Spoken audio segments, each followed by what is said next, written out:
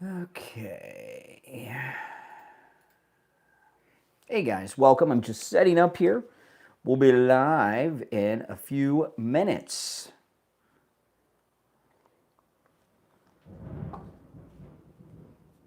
Did you hear that thunder? Holy smokes. Let me get the cats. I've got 2 cats on my back porch, and they're not going to be happy. Come on, Luna. Haku. Yes, that was loud.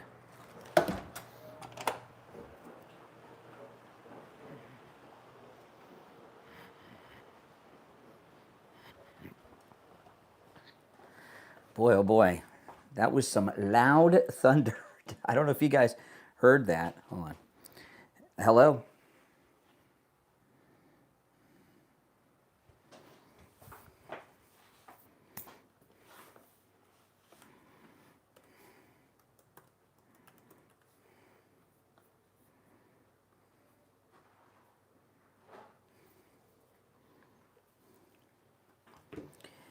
All right. Oh boy.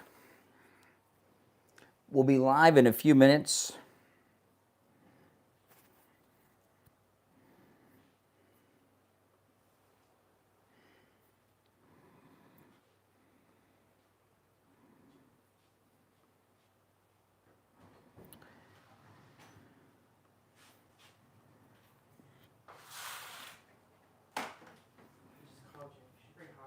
I did. All right, guys. We'll be live in just a couple of minutes.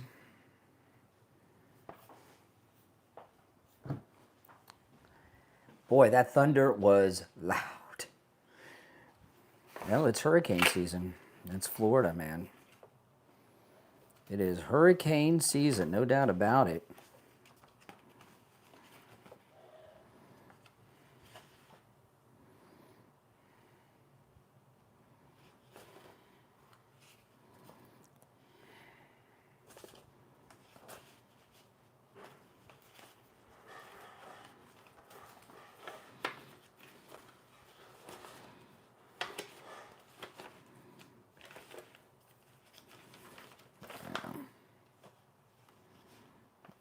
Okay.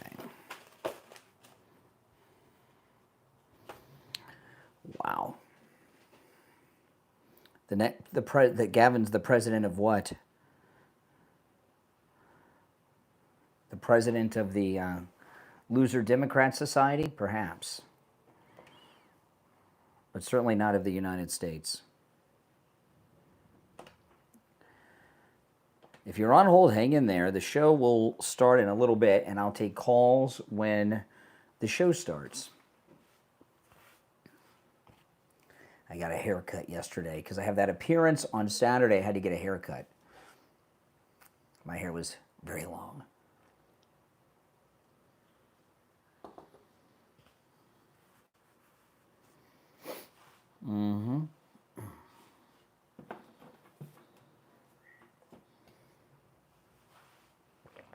Welcome, everyone. Yes, yes, yes. If you're on hold, hang in there. We'll be live in about 15 minutes on the show. And then I got a lot to cover.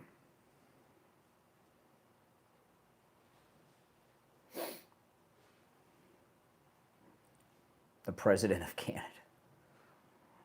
Yeah. He's a weirdo. Newscomb is just a complete weirdo.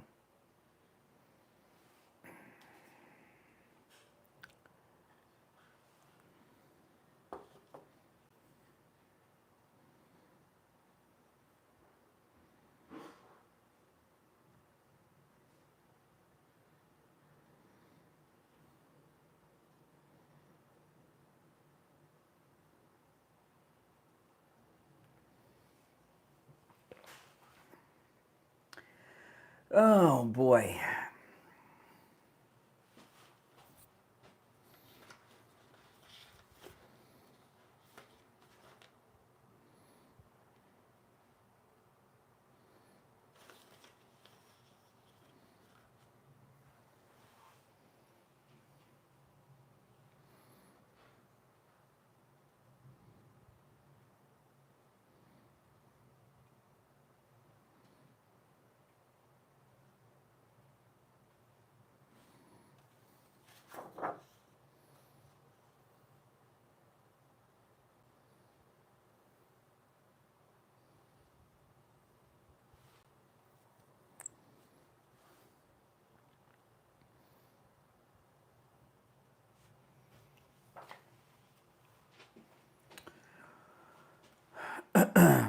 Well, I'm going to open today, just to give you guys a heads up. I'm going to open today with the president yesterday twice talked about the files and the list, and something is going on. So I'm going to break that down and go through that in the beginning. We got a lot of things to cover, but I'm going to start with that. I didn't think I'd be mentioning Epstein at all this week, but it looks like the president's up to something. So I will definitely like to hear your thoughts on my thoughts on this and theories and what you guys think. If you're new, we'll be live in about 10 minutes is when the show starts, and I take live calls when I do that. And if you're watching on this stream with the green screen behind me, right as I'm going live, I'll start my other stream. In the other stream, you get the benefit of all the green screen effects. You get to see the video and hear the audio I play and the articles that I'm discussing. On this stream, you get to hear me, and you'll hear the callers too with no problem. But the audio sound bites and everything, you'll have to go to the other stream that I'll start right as I'm about to go live.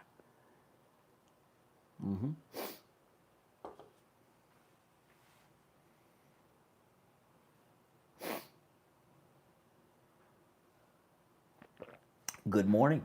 If you're new, make sure you subscribe. This is where MAGA comes to talk.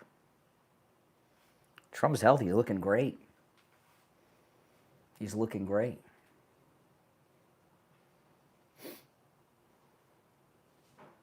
Australia, welcome.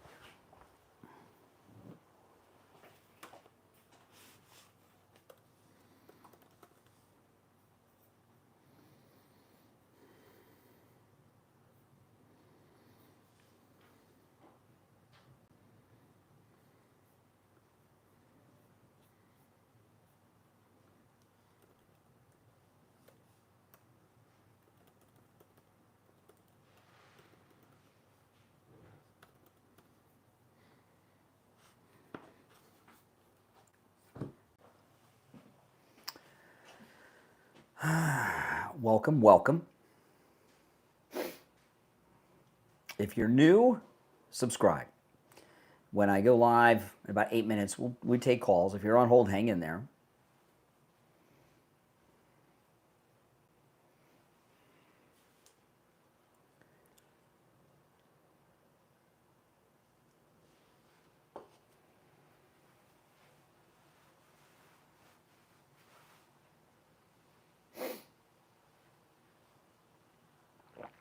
Patrick in Delaware, welcome. Yes, it is a good morning. It's a very good morning.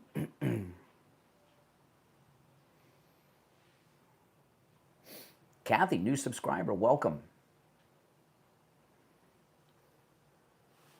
Just waiting to hear from Mike at the radio station as to what time we're coming on. Now, tomorrow, I'll be at the radio station tomorrow.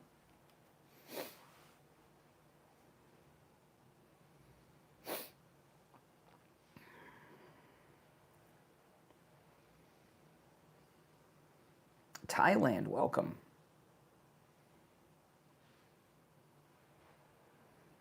Welcome, welcome.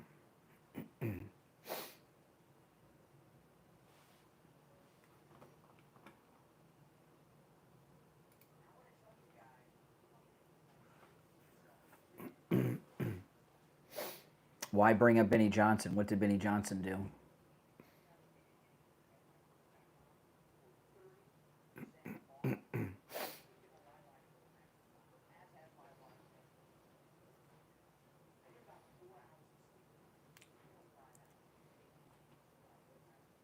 A gifter? Well, thank you, Stephen. Welcome.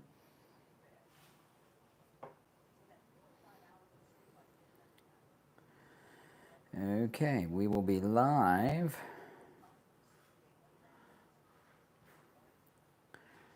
in about 6.5 minutes.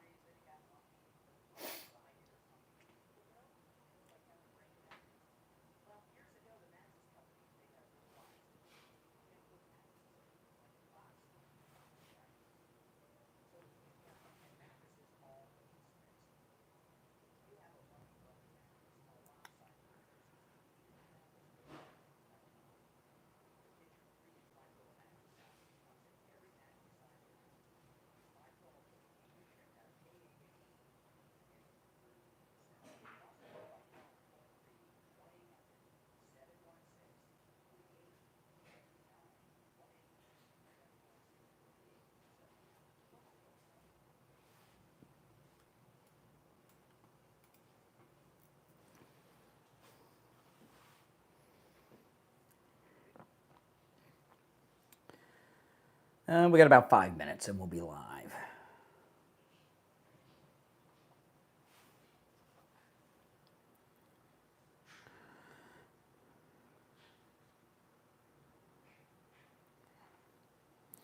Well, what I'm going to open with today is President Trump twice yesterday talked about the Epstein files.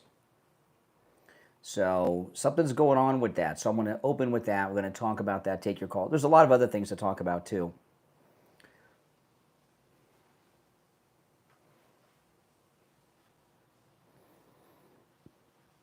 I was a little surprised. He didn't have to answer those questions, and he did. So something's up. Mm-hmm.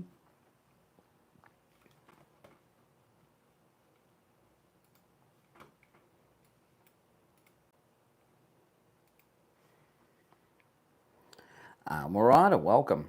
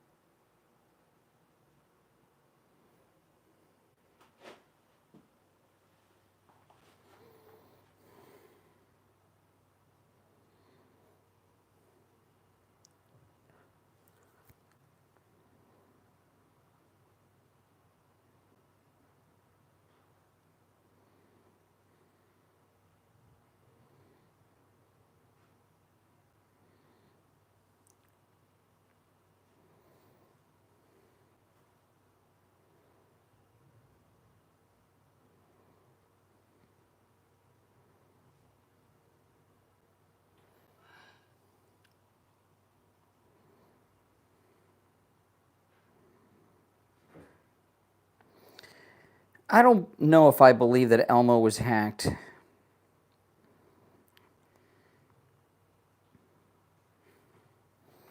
I think someone pissed off at Sesame Street because PBS is losing their funding did it. I'm not so sure that it was hacked.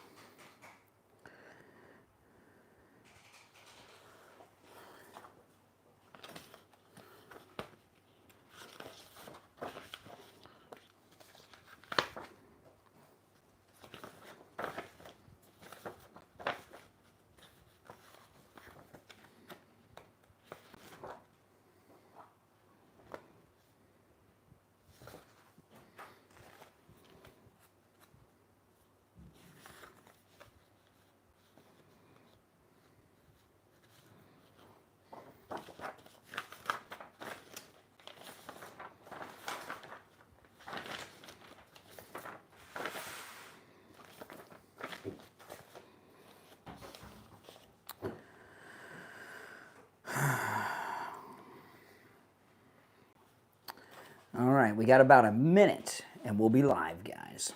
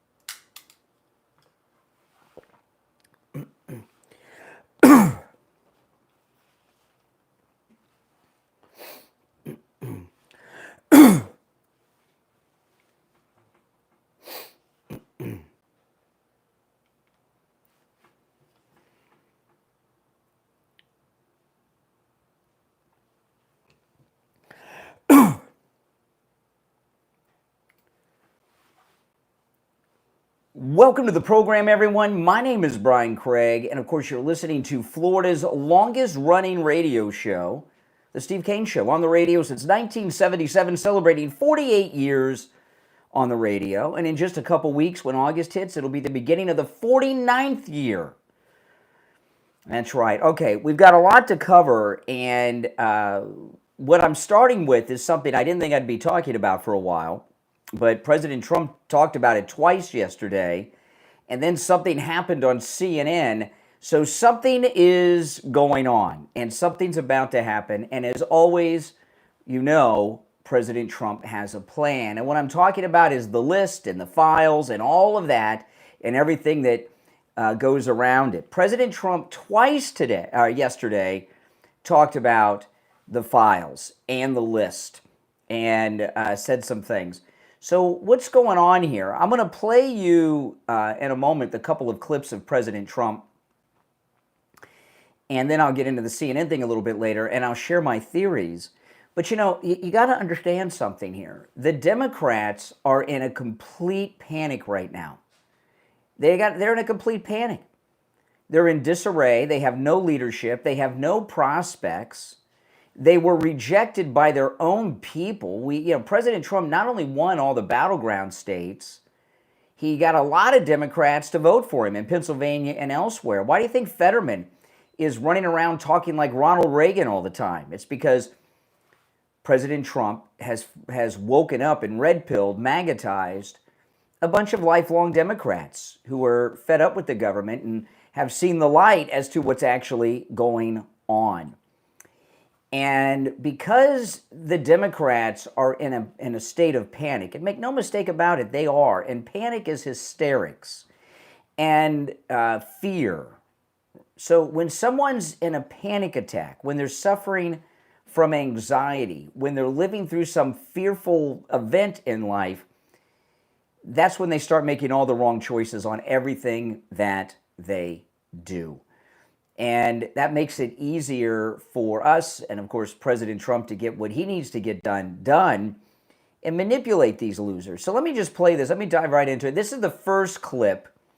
This is President Trump. He's standing next to Carolyn Levitt, and he's in front of the White House on the South Lawn getting ready to head to that AI conference that he went to in Pennsylvania yesterday.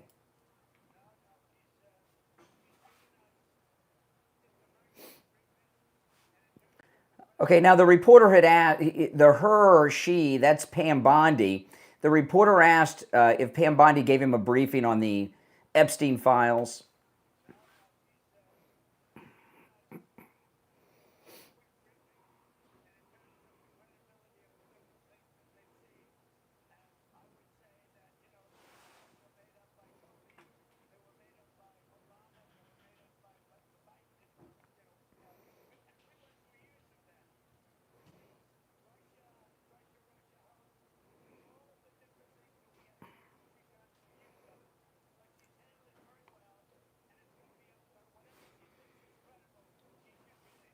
Okay, now that was the first time. That was before he left for the AI conference yesterday. So the couple of things he said there. At the end, he said Pam Bondi can release whatever she wants.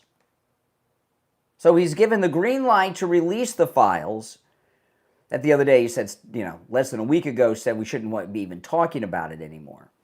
But then in the beginning, President Trump said something that was really interesting. He said these files were made up by Comey and Obama, and he listed some others. So what he's saying is there's a lot of fiction in there, maybe complete fiction. So when I first heard that yesterday, I thought, well, he's taking questions.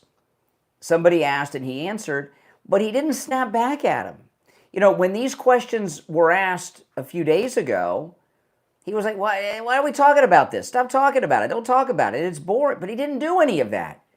He gave a very detailed answer, talked about how Comey and Obama and others manufactured these files, and then he gave Pam Bondi the green light to release them. Total different reaction than he had the other day. And then he's on the tarmac at Air Force One at Andrews. I still call it Andrews Air Force Base, this Joint Base Andrews. I just can't get used to that. It's always been Andrews Air Force Base to me. That's what it was when I was growing up. Now, here he is on the tarmac at Andrews in front of Air Force One, and he's asked about it again.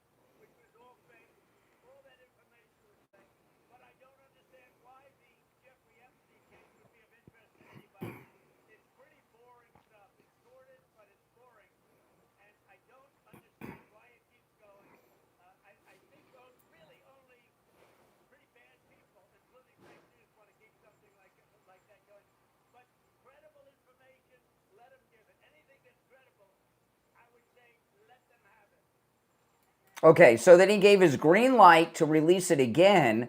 But then, before that, President Trump said that it's fiction. And he talked about the Russian dossier. Now, I'm going to mention just briefly what the Russian dossier is. I do from time to time because no one tells you. But the Russian dossier about Trump that they paraded around and tried to blackmail him with and everything else, absurd, that they still reference all the time. It's so absurd. The Russian dossier, what it said was that when President Trump was in Moscow for the Miss Universe pageant, that he rented the hotel room that Obama slept in when he was in Russia, that President Trump hired 2 Russian prostitutes who got on the bed, I know this is crazy, urinated on the bed while he was watching in the corner taking care of himself, and Putin has video of this. And I've talked about this at length. It's so absurd. If you read a lot of the Russian intelligence after the Second World War when they were interrogating the Nazi prisoners, there's a lot in there about urination and Hitler. The Russians, for some reason, are obsessed with urination and sex, and they put this in a lot of things. I don't know why, but they do. It's very strange, very bizarre, but they are and they do. And anything that talks about urination is Russian lies, okay? That's one. But that was the Russian dossier about Trump. So, but he said the fake Russia dossier, the fake Mueller investigation, when he's referencing the Epstein files. So he's made a reference, yet again, that the Epstein files are complete works of fiction created by Obama, Comey, and others. And gave the green light again for the second time in the same day to Pam Bondi to release them. Then something else happened on CNN, which I'll get to after the break. Because this, and I didn't think, when President Trump said this yesterday, I didn't think too much of it. I'm not one of these people that's talking every day endlessly about this. I'm waiting for new developments. And I said the other day, when there are new developments in the story, I will cover it. And there have been new developments. These were the first two pieces yesterday with the president, and then the happening on CNN.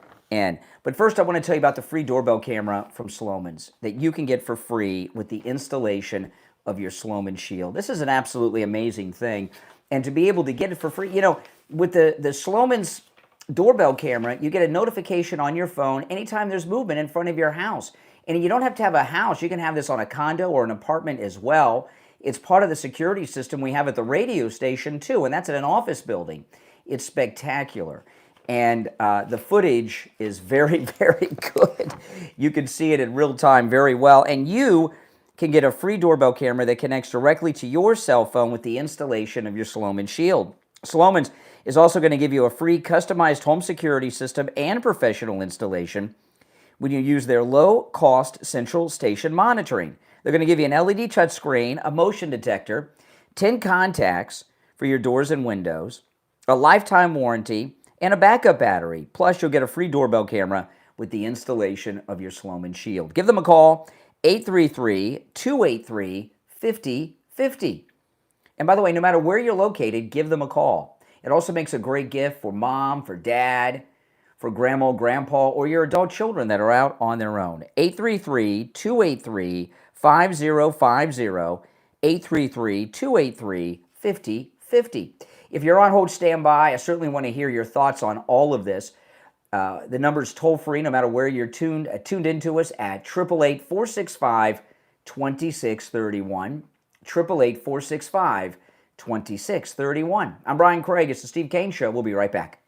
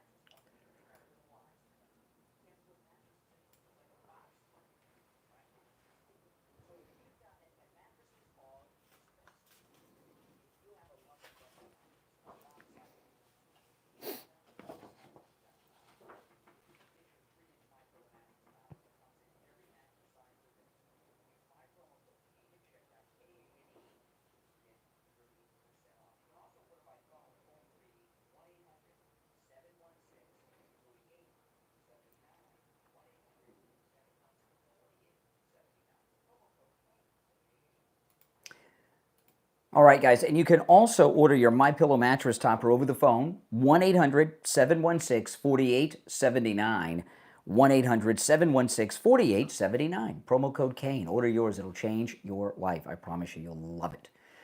All right, so much happening, so much going on. If you're on hold, hang in there. I'm going to take some calls when we get back, and we'll be back in about a minute, and then going to get into some other things as well on the program, because a lot's happened, but I want to cover this in the beginning. Trump is up to something, and I haven't even gotten into the CNN part yet, but I'll take some calls before I get into the CNN portion. If you're new to the program, we're in a radio station break right now. My name's Brian. This is where MAGA comes to talk. Make sure that you subscribe, all right?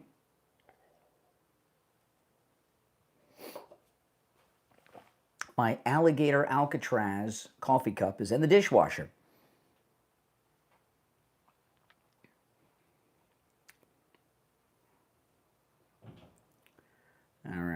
30 seconds about. Welcome, Patrick.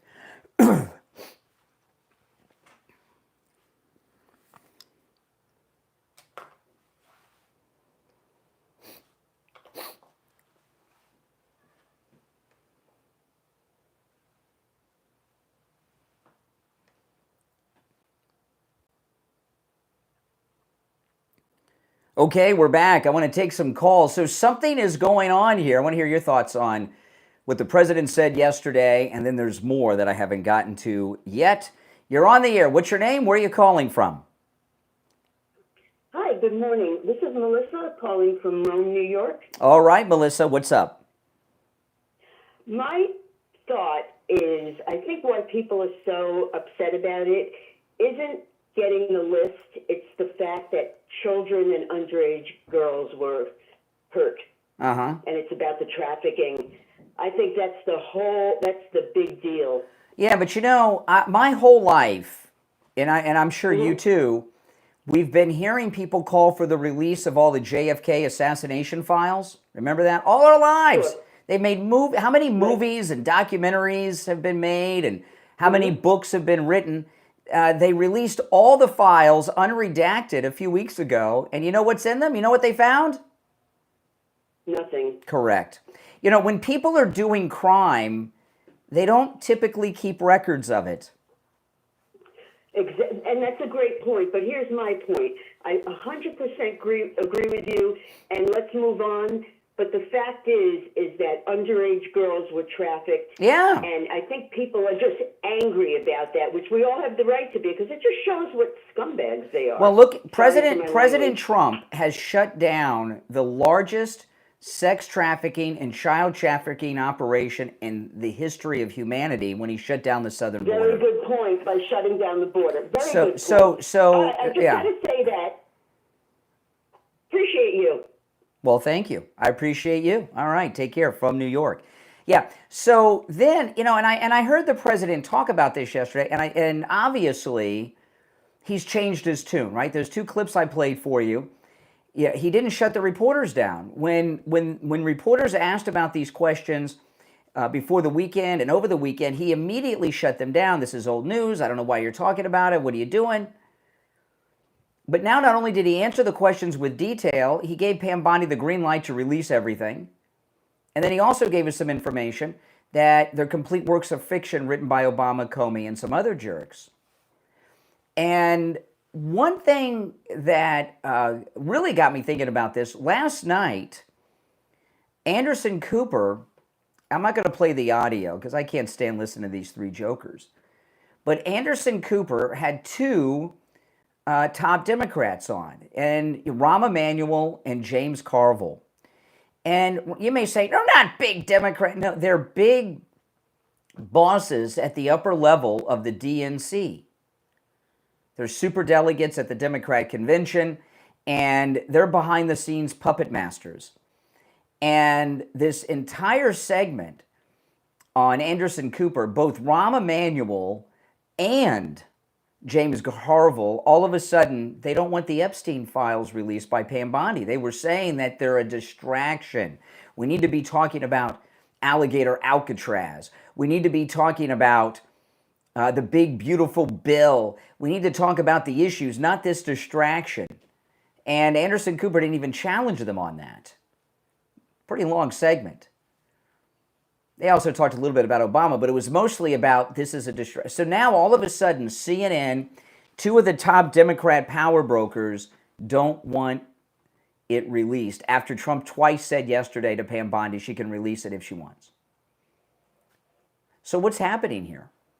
Well, what's happening is we're about to get a release. And the reason we're getting the release, you know, it very well may be because of the public outrage from so many MAGA people. That very well may be it.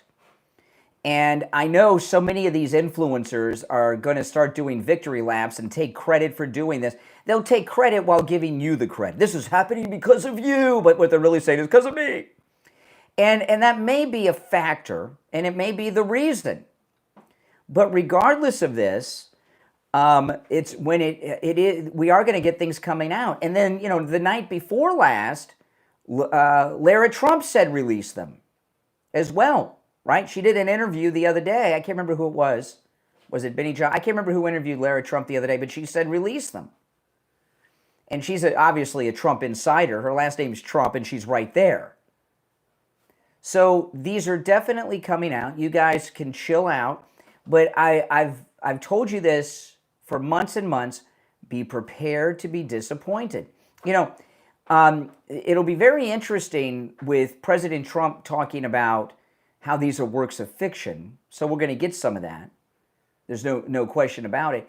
But you're not going to get what you're thinking. And what I mean by that is this. When Epstein's files and records and videos and audio, whatever it is he had, photographs, who knows what this guy had? He was a complete perv, so he probably had as many records as he could. Like these sociopaths, they like to relive the experience through video and photos and such. Whatever he had was taken by the different agencies to use as blackmail material against the people in them, if they're important people. So those are in some deep, deep state vault somewhere. I expect that the files we get are going to be very much like the JFK files. The JFK file, I cannot remember a time in my life when people were not asking for all the JFK files to be released. And when they came out, I was expecting some of the JFK assassination history buffs, and there's a lot of people that are very much involved in following everything there is about the Kennedy assassination. I expected them to go through those files and find at least one thing that was interesting. We found and heard not a thing. Not a thing. And we probably never will. And these files will probably be similar to that. And that may cause more conspiracy. I don't know. But be prepared to be disappointed. But there has been a change.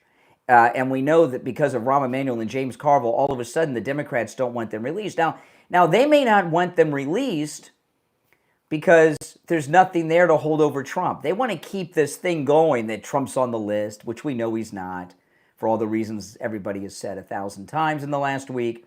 But they want to keep that going. And once everything's released, they won't be able to keep that false narrative going. And them saying, oh, we don't care about this stuff, it's a distraction all of a sudden, means that, well, they know it's over. You're on the air. What's your name? Where are you calling from? You're on the air. Once, twice. All right, you missed your chance, and it's time for a break anyway. Right before the show open played, there was this huge bang of thunder. I mean, it was loud. I was expecting the power to get knocked out from it. We are in hurricane season, people. We are in rainy season. And if you're in the state of Florida, you want to write down Tom Laporta's cell phone number, which I'm going to give you in just a moment. Tom Laporta, he's a good MAGA guy who will never sell you a roof you do not need. He works on residential roofs as well as commercial and municipal roofs. He's even done church roofs here in the state of Florida. He covers both the east and west coast of Florida and everywhere in between, and works with every roofing material there is. Also, Tom Laporta at Laporta Roofing can handle the job of any size. So whether it's a single-family home or a single office building or an HOA that has over 300 units, he can handle it. And I'll tell you another thing, too. He is incredible at dealing personally with homeowners associations. He could probably have a business just doing this. Homeowners associations, 80% of Floridians live in a community that's in an HOA. Isn't that crazy? And we all hate the HOA. Nobody likes the HOA except those monsters that are on the board. And because they're abusive and they're nasty. And if you speak up, the next thing you know, your life's miserable for the rest of the time you live there. They make life hard. They're terrible people that we're afraid of. But Tom Laporta at Laporta Roofing, he has a way of dealing and negotiating and working things out with homeowners associations that is amazing. He's like the Jerry Spence or the Alan Dershowitz, or I'll use some other ones. He's kind of like the OJ Dream Team. He's like the dream team of dealing with your HOA, and can help you get the job approved and done Right. Give him a call. This number rings directly to his cell phone. Now, I'm going to give you his website, laportaroofing.com, and there's a number at laportaroofing.com. That's the office number, not Tom Laporta's cell phone. So I'm going to give you his cell phone. I want you to think about this. You've got the cell phone number of the owner of the company that's going to either repair or replace the roof on your home, your office, or whatever it is. That's an amazing thing to do. That really is, to have that number where you can contact him now. You can contact him during the job, after the job, at any point. And that's just a great thing to be able to have, is the cell phone number of the owner of the company. Here's the number, 954-604-4602. 954-604-4602. We'll be right back.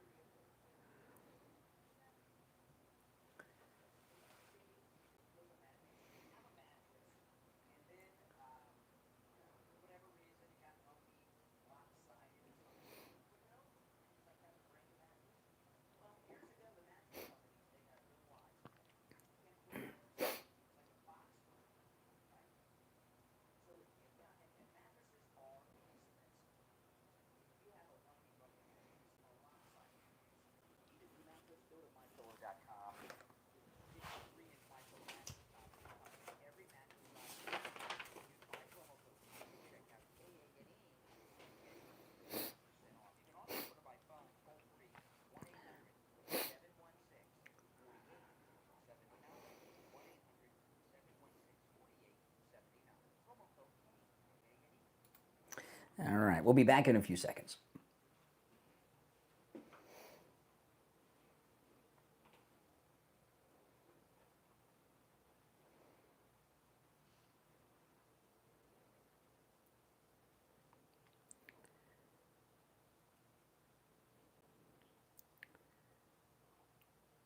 All right, welcome back, everyone. I'm Brian. Callers on hold, stand by.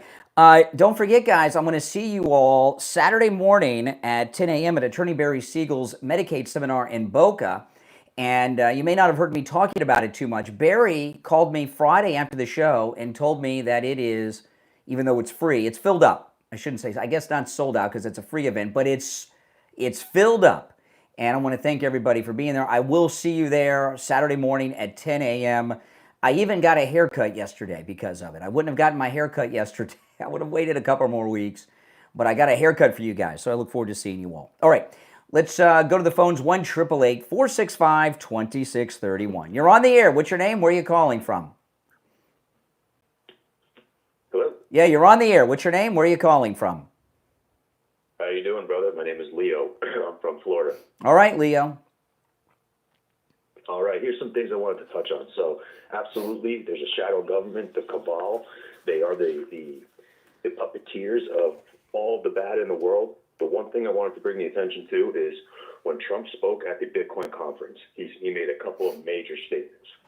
And as far as white hats go, Bitcoin is connected to it all around. And I'll start with a tweet from 2015 from General Michael Flynn.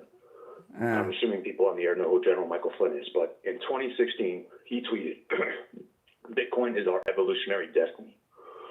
Bitcoin was priced at approximately... All right, we're not here. We're not talking about Bitcoin today, but if you have something relevant to what I'm discussing... It's part of this alliance. It's part of this alliance well, because Trump created the Space Force. What Trump President... Excuse me, let me just finish. What do you mean here? What does the Space Force have? What did Trump create? The sixth branch of the military. There's the Navy, the Marines, the Space Army, Force. the Coast Guard, National And Guard. your point? Get to the end The Space part. Force majors published books specifically about Bitcoin being a cyber weapon. Okay, So, all right. I'm going to move on. I'm not really interested in that. You're on the air. What's your name? Open phones is on Friday. You're on the air. What's your name? Where are you calling from? Yeah, good morning. Oh, How Richie. you doing this morning? All right, Richie. I'm awake. Okay. All right, here's the deal. I owe President Trump and Bondi, and it's not flip-flopping. I'll explain myself. An apology for this whole thing.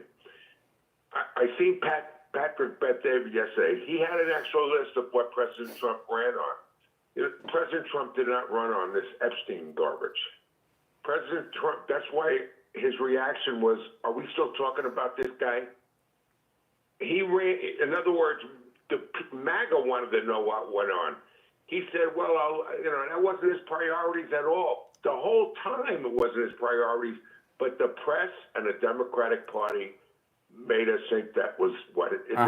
They kept it alive. Their lies kept it alive, basically. They influenced people like me. They influenced Megyn Kelly. They influenced all of these. Charlie Kirk. All of them were influenced because this was not a priority of President Trump's. President Trump's, if he actually said on Fox News, I'll tell that. Okay. I'll let these, all right. So you did your apology. So now we got new stuff. President Trump has said two things. He said that they're works of fiction written by Obama, Comey, and other liberal jerks, and he said Pam Bondi can release everything if she wants. So yeah, he's 100% right on that, and you're right, by the way. So I'll give you credit too, because all along you said let it play out, trust Trump, and I jumped the gun. And now that I'm thinking about it, I mean, I really did jump the gun along with a lot of other people. Even the fact that last night the Democrats voted, they came out, and the news went along with it, that the Republicans don't want any of this to come out, and that wasn't what that vote was all about. I mean, they lied. So the whole, and then again, you said that they're falling apart. They have nothing. The Democrats are in real trouble. Well, think about this: the presidential candidate was going to be Mario Cuomo, not Mario, and now not Mario, and now New York's going to be run by a communist. That tells you how far the Democrats. They're in real trouble, and all they have is the lies of the press, and they keep pushing and pushing and pushing. Yeah. It's really ridiculous. Listen, you're saying a lot of words, but not really making any points. But I'll tell you this, okay?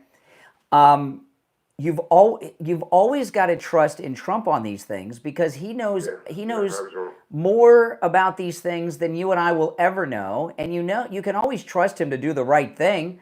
He's just but he's very good at manipulating people on the other side. That's true. And there's a bit of a manipulation going on now. Now the Democrats are afraid that it's going to get released. They didn't think it was going to get released. Now that he said release it, now all of a sudden they don't want it to be released, right? Well, so what, I also have a criticism of Mark Levin. Oh. I mean, not for nothing. Mark Levin, I listen to all the time. Mark Levin is attacking MAGA, and he says he's the real MAGA. And I don't think it's time that we should be divided.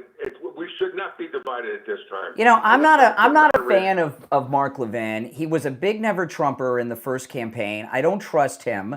He's in love with him. I mean, you know, listen, calling himself the Great One, give me a freaking break, right? The Great One, you know. And I've never been a fan of his since he was a never Trumper in the first campaign. I don't trust him. And he's very snooty and thinks he's smarter and better than everyone else, and I just don't trust him. What's he doing now? He said he wasn't invited to this turning point. He hasn't been invited the last couple of years, which he says that doesn't really bother me. But all these influences. Do you know how many people I reach with my radio stations and so in other words, he's knocking all the influences. Yeah. I mean, anybody that's not on basic national radio or television, which is a lot of podcasters, he's attacking all of them, which is wrong. This is my opinion on Mark Levin. I think, you know, what happened, he is so in love with himself. And anybody that's worked in broadcasting knows people like this. There are people, this sounds so bizarre, and when I tell people this, sometimes they think I'm nuts. There are some people that become sexually aroused at the sound of their own voice in their headphones when they're on the air. And that is not an exaggeration. They love to hear themselves talk. That's true. A big one, Neil Bortz in Atlanta, you know, they take these dramatic pauses, and the pauses are so that you and the audience can ponder all the brilliance and wisdom that they uttered into the microphone. And what happens to a lot of people, and this is where Mark Levin is now, because his ego has just gotten out of control. That's right, I said it, you know. He believes, like Glenn Beck used to believe before he destroyed himself by being a never Trumper, he believes that he's almost like a cult leader. He doesn't think of himself, but that he has the ability to influence the minds of people. And let me tell you something. People that listen to this type of program, like mine or Steve Kane Show, my YouTube channel, or Mark Levin, or any of these people, you guys are so smart and so well informed. You know everything that's going on. And I know you may enjoy the show. You may learn something from some of us sometimes. But we're not out there making you support this or not support that. And what's happened with Mark Levin and Ben Shapiro lately, they're both in their minds, and maybe there's something somewhat official about this, but they view themselves as almost Israeli ambassadors. And Mark Levin, Mark Levin and Ben Shapiro both of them believe they are responsible for convincing President Trump to bomb the nuclear facility. And they are just so in love with themselves since then. And they both believe, especially Ben Shapiro, that they're manipulating Donald Trump. I mean, they're both out of their minds. Let me say, I think so too, but let me say this to you. I believe 100% what they're saying about Israel. Now, don't get me wrong. No, I support Israel, but you know, listen, you can be a jerk and support Israel. I also believe in dissent against Israel, where there are MAGA people that are not happy with the situation. Now, I don't call everyone that's against what's going on an anti-Semite. They might not be informed like I am, or you are, or any, but they're not. Well, I'll tell you, Candace Owens hates Jews. Okay. She hates Jews. She's the biggest anti-Semite around today. But Mark Levin, see, when I realized what was going on, I've told this story a while back before the bombing. Tim Pool, who those of you that don't know, he's a guy on YouTube who's bald, and he wears a winter cap like Michael Nesmith from the Monkees all the time. to look like, make people think he's a hipster, but he's really covering up his bald spot. And I wear hats, but I'm not bald, okay? I have no balding spots or anything, thankfully. But anyway, he let something out of the bag, and this was before the bombing of Iran. He said that he was invited with other influencers that he would not name because it was a private event. And Netanyahu was there, and it was Israel, and with Netanyahu personally trying to convince these influencers to support Israel in their war in Gaza and against Iran. And I can only assume that if Tim Pool and some online influencers were invited to that Mark Levin and Ben Shapiro probably were at another level, okay? And they just feel that they're special people now that have been elevated and that they're manipulating. Ben Shapiro hates Trump. Don't believe anything he says. They both believe that they are responsible for taking out the nuclear reactor. And if you've noticed, Mark Levin's ego has been amplified a lot since that event, in my opinion, from listening. You know what amplified it a lot? President Trump invited them, and he made that clear to everybody that he's closer to Trump than to all these other people. Him and his wife went to dinner, personal dinner with Trump. Yeah. And he says Trump loves my wife, and so nobody tells you I'm not close to Trump. I mean, this is like. So he's like bragging about this crap. Yeah. Who the hell tells the world I went to dinner with insecure, with pathetically insecure individuals? All right, appreciate the call. Now I want to tell you guys, rainy season, you want to have good tread on your tires, and Friendly Tire in Margate. Before I found Friendly Tire in Margate, I've been a customer there, 15 years or so, and you can get new tires out the door and on the road for as low as $70 a tire. That's amazing. New tires. And he has all the name brands you know and love, Michelin. I'm a Firestone guy. If you have run flats, I have run flats on one of my cars. Great deals on run flats. Just great. He has thousands of used tires in stock too. But I would recommend, if you're short on cash, save up for 2 new tires and then save up again and get 2. The new tire, as low as $70 a tire out the door and on the road, because Friendly Tire doesn't charge you to balance the tire, mount the tire, or even dispose of your old tire. And he has to pay a guy to take away the old tires per tire. I'm not going to tell you how much it is, but it's not cheap. I was shocked. I thought that some rubber recycler took them for free. No. So, yeah, he has great deals, great prices. But before I found Friendly Tire in Margate, I would drive on tires that I shouldn't have been driving on, especially during these rainy seasons. Not anymore, though, because there's no excuse. The prices are so low. Give Friendly Mike a call at Friendly Tire. He'll give you a quote right over the phone. 954-977-9445. 954-977-9445. He also does tire repairs, which other tire shops will not do. 954-977-9445. We'll be right back. All right, and I got to listen to this soundbite. I was going to play this, but he might use profanity. I got to listen to this first. I didn't listen to the whole thing.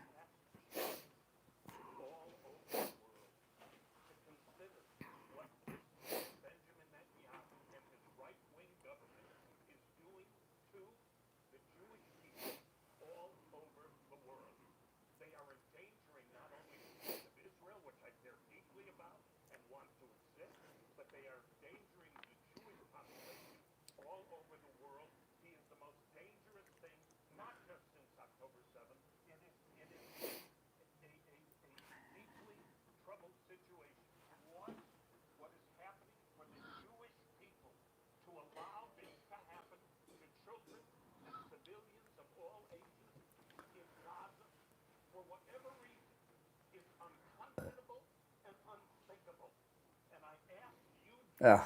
Everywhere all over the world to spend some time alone and think, is this acceptable and sustainable? How could it be done to you and your ancestors? And you turn around and you do it to someone else. What a freaking lunatic, Mandy Patinkin. Okay.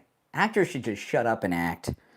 Okay. I'm going to play it again on the air, but I wanted to make sure he didn't use any profanity. I didn't watch it till the end before. Hold on.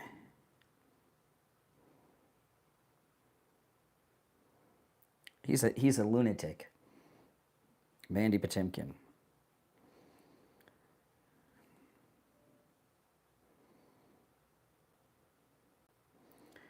But he's Jewish, isn't he? Let me look him up. Let me see here.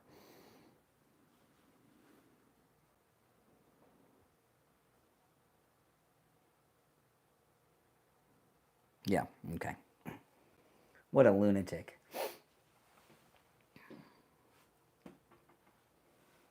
All right.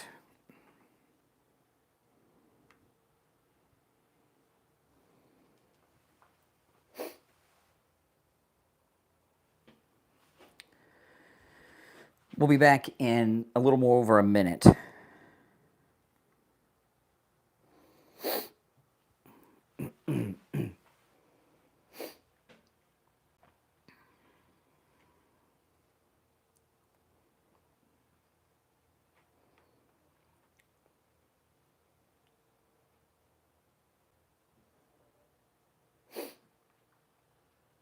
Less than a minute, we'll be back.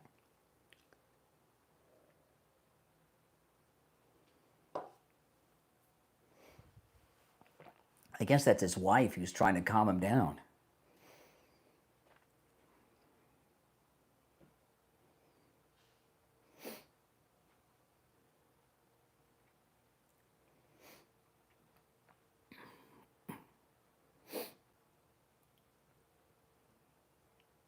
He's done 3 things that I like. 3 things Mandy Patinkin has done that I like. What do you think they are? I'll tell you when I get on the air.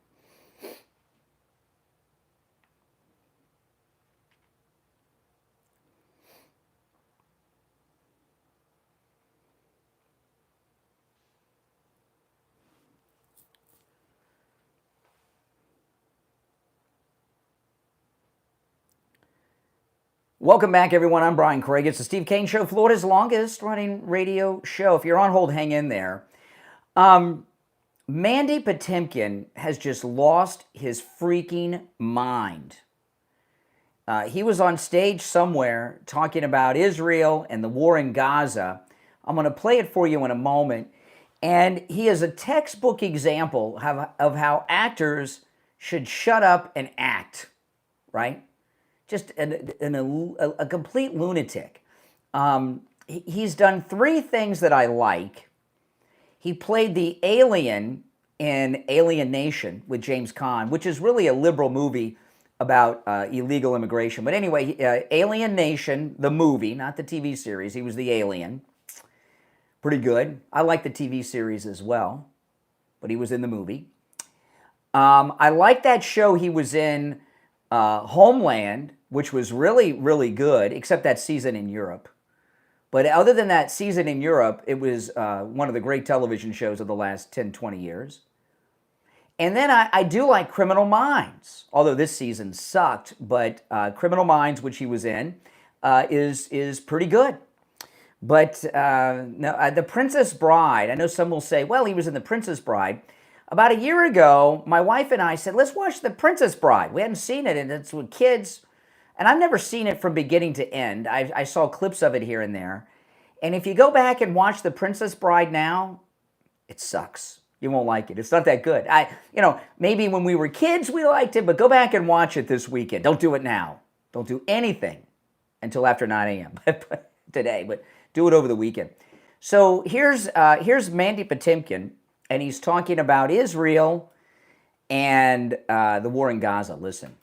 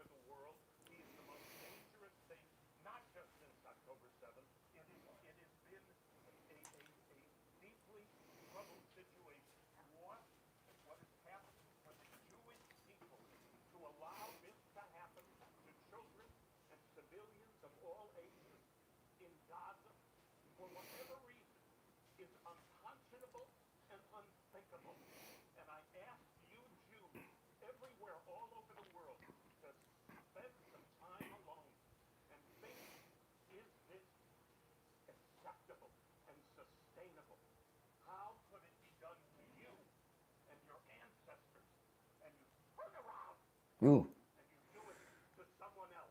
Okay, now at the end, somebody puts their hand on his shoulder. Can't see. I guess it's his wife. Says, "Can you stop embarrassing us, Mandy?"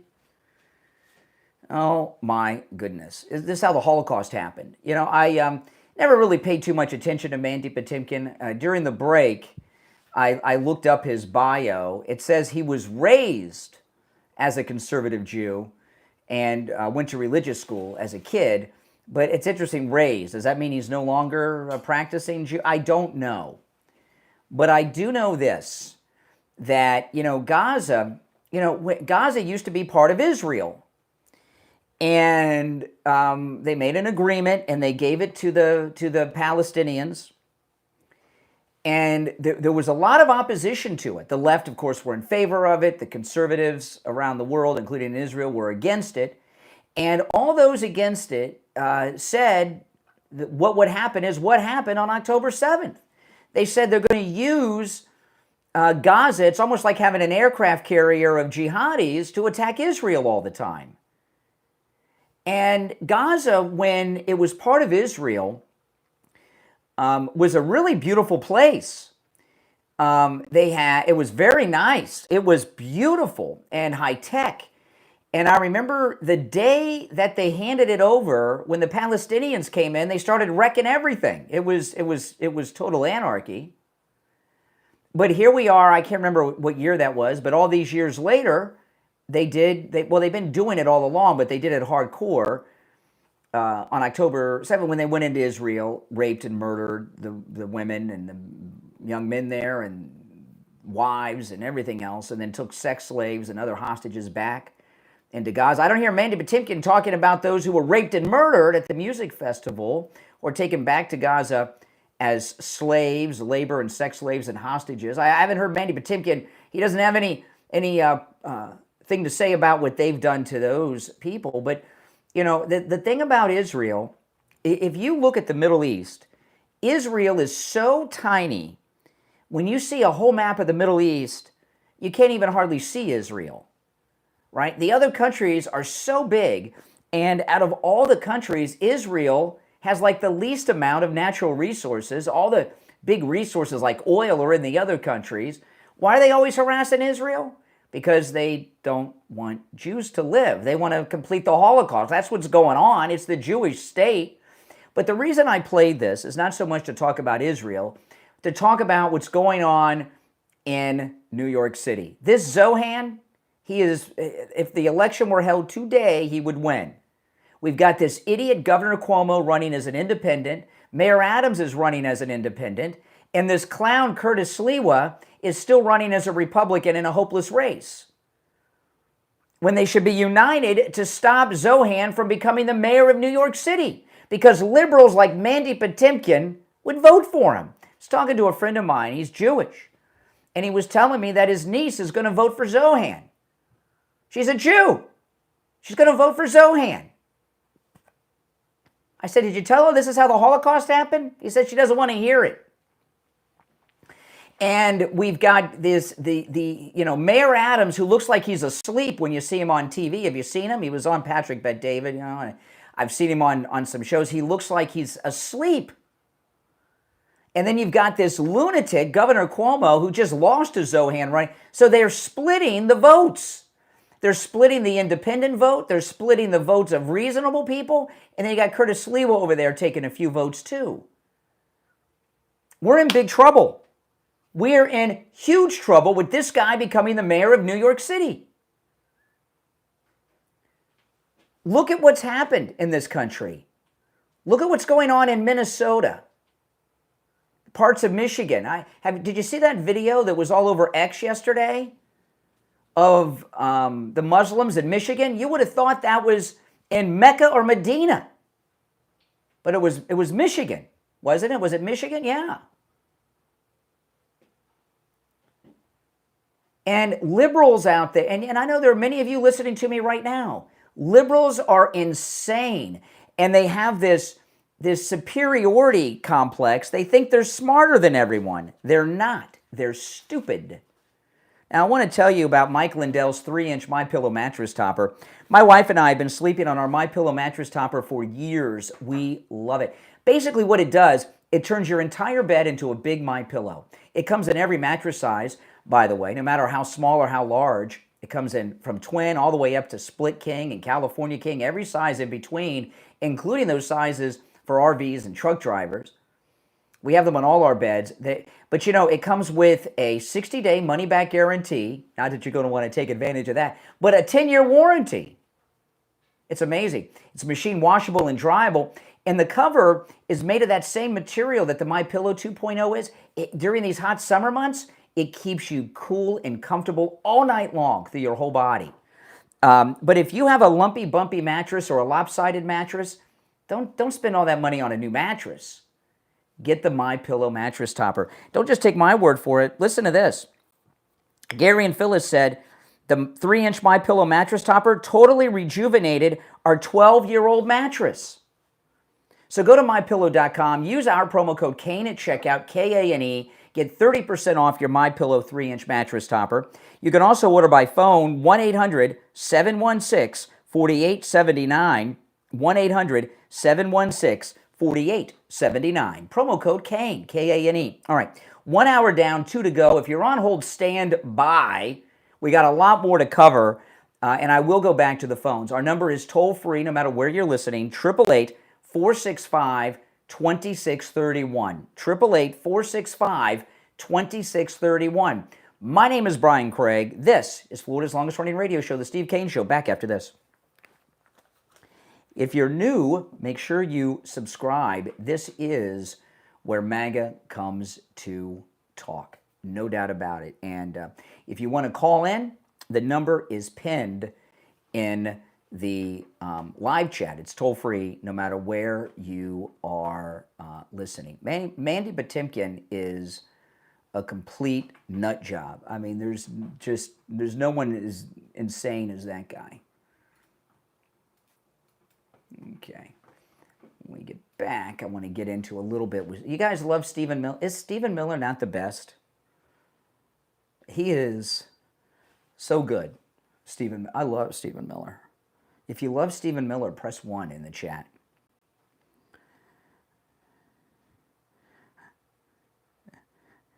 Yeah. I mean, Stephen Miller and Tom Homan, I mean, they're like perfect.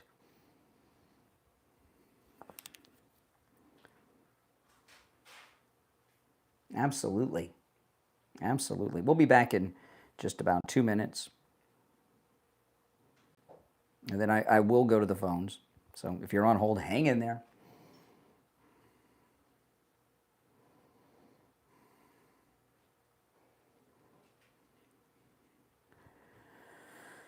All right.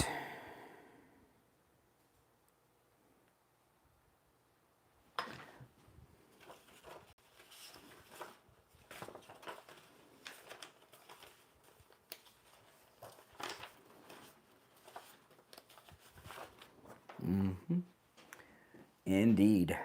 Yeah, look at all those ones. Yeah, I mean, everybody loves Stephen Miller. I mean, he's the best. He is the best. No doubt about it. Okay, what time are we coming back here? Okay.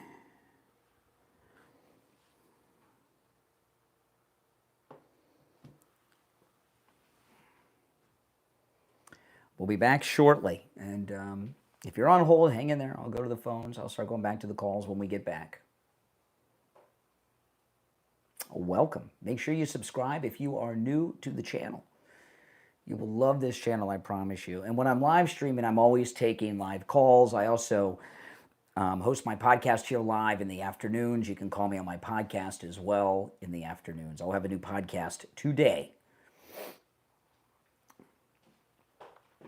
And I always take live calls when I'm live streaming in the studio. Tomorrow I'm going to be at the radio station.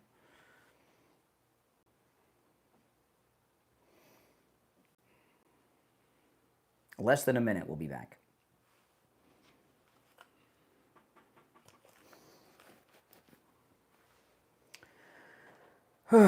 Boy, oh boy.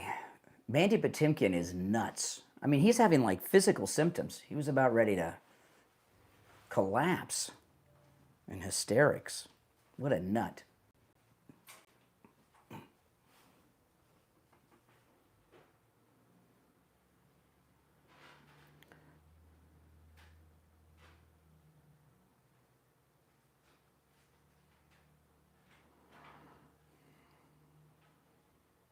Okay, stand by.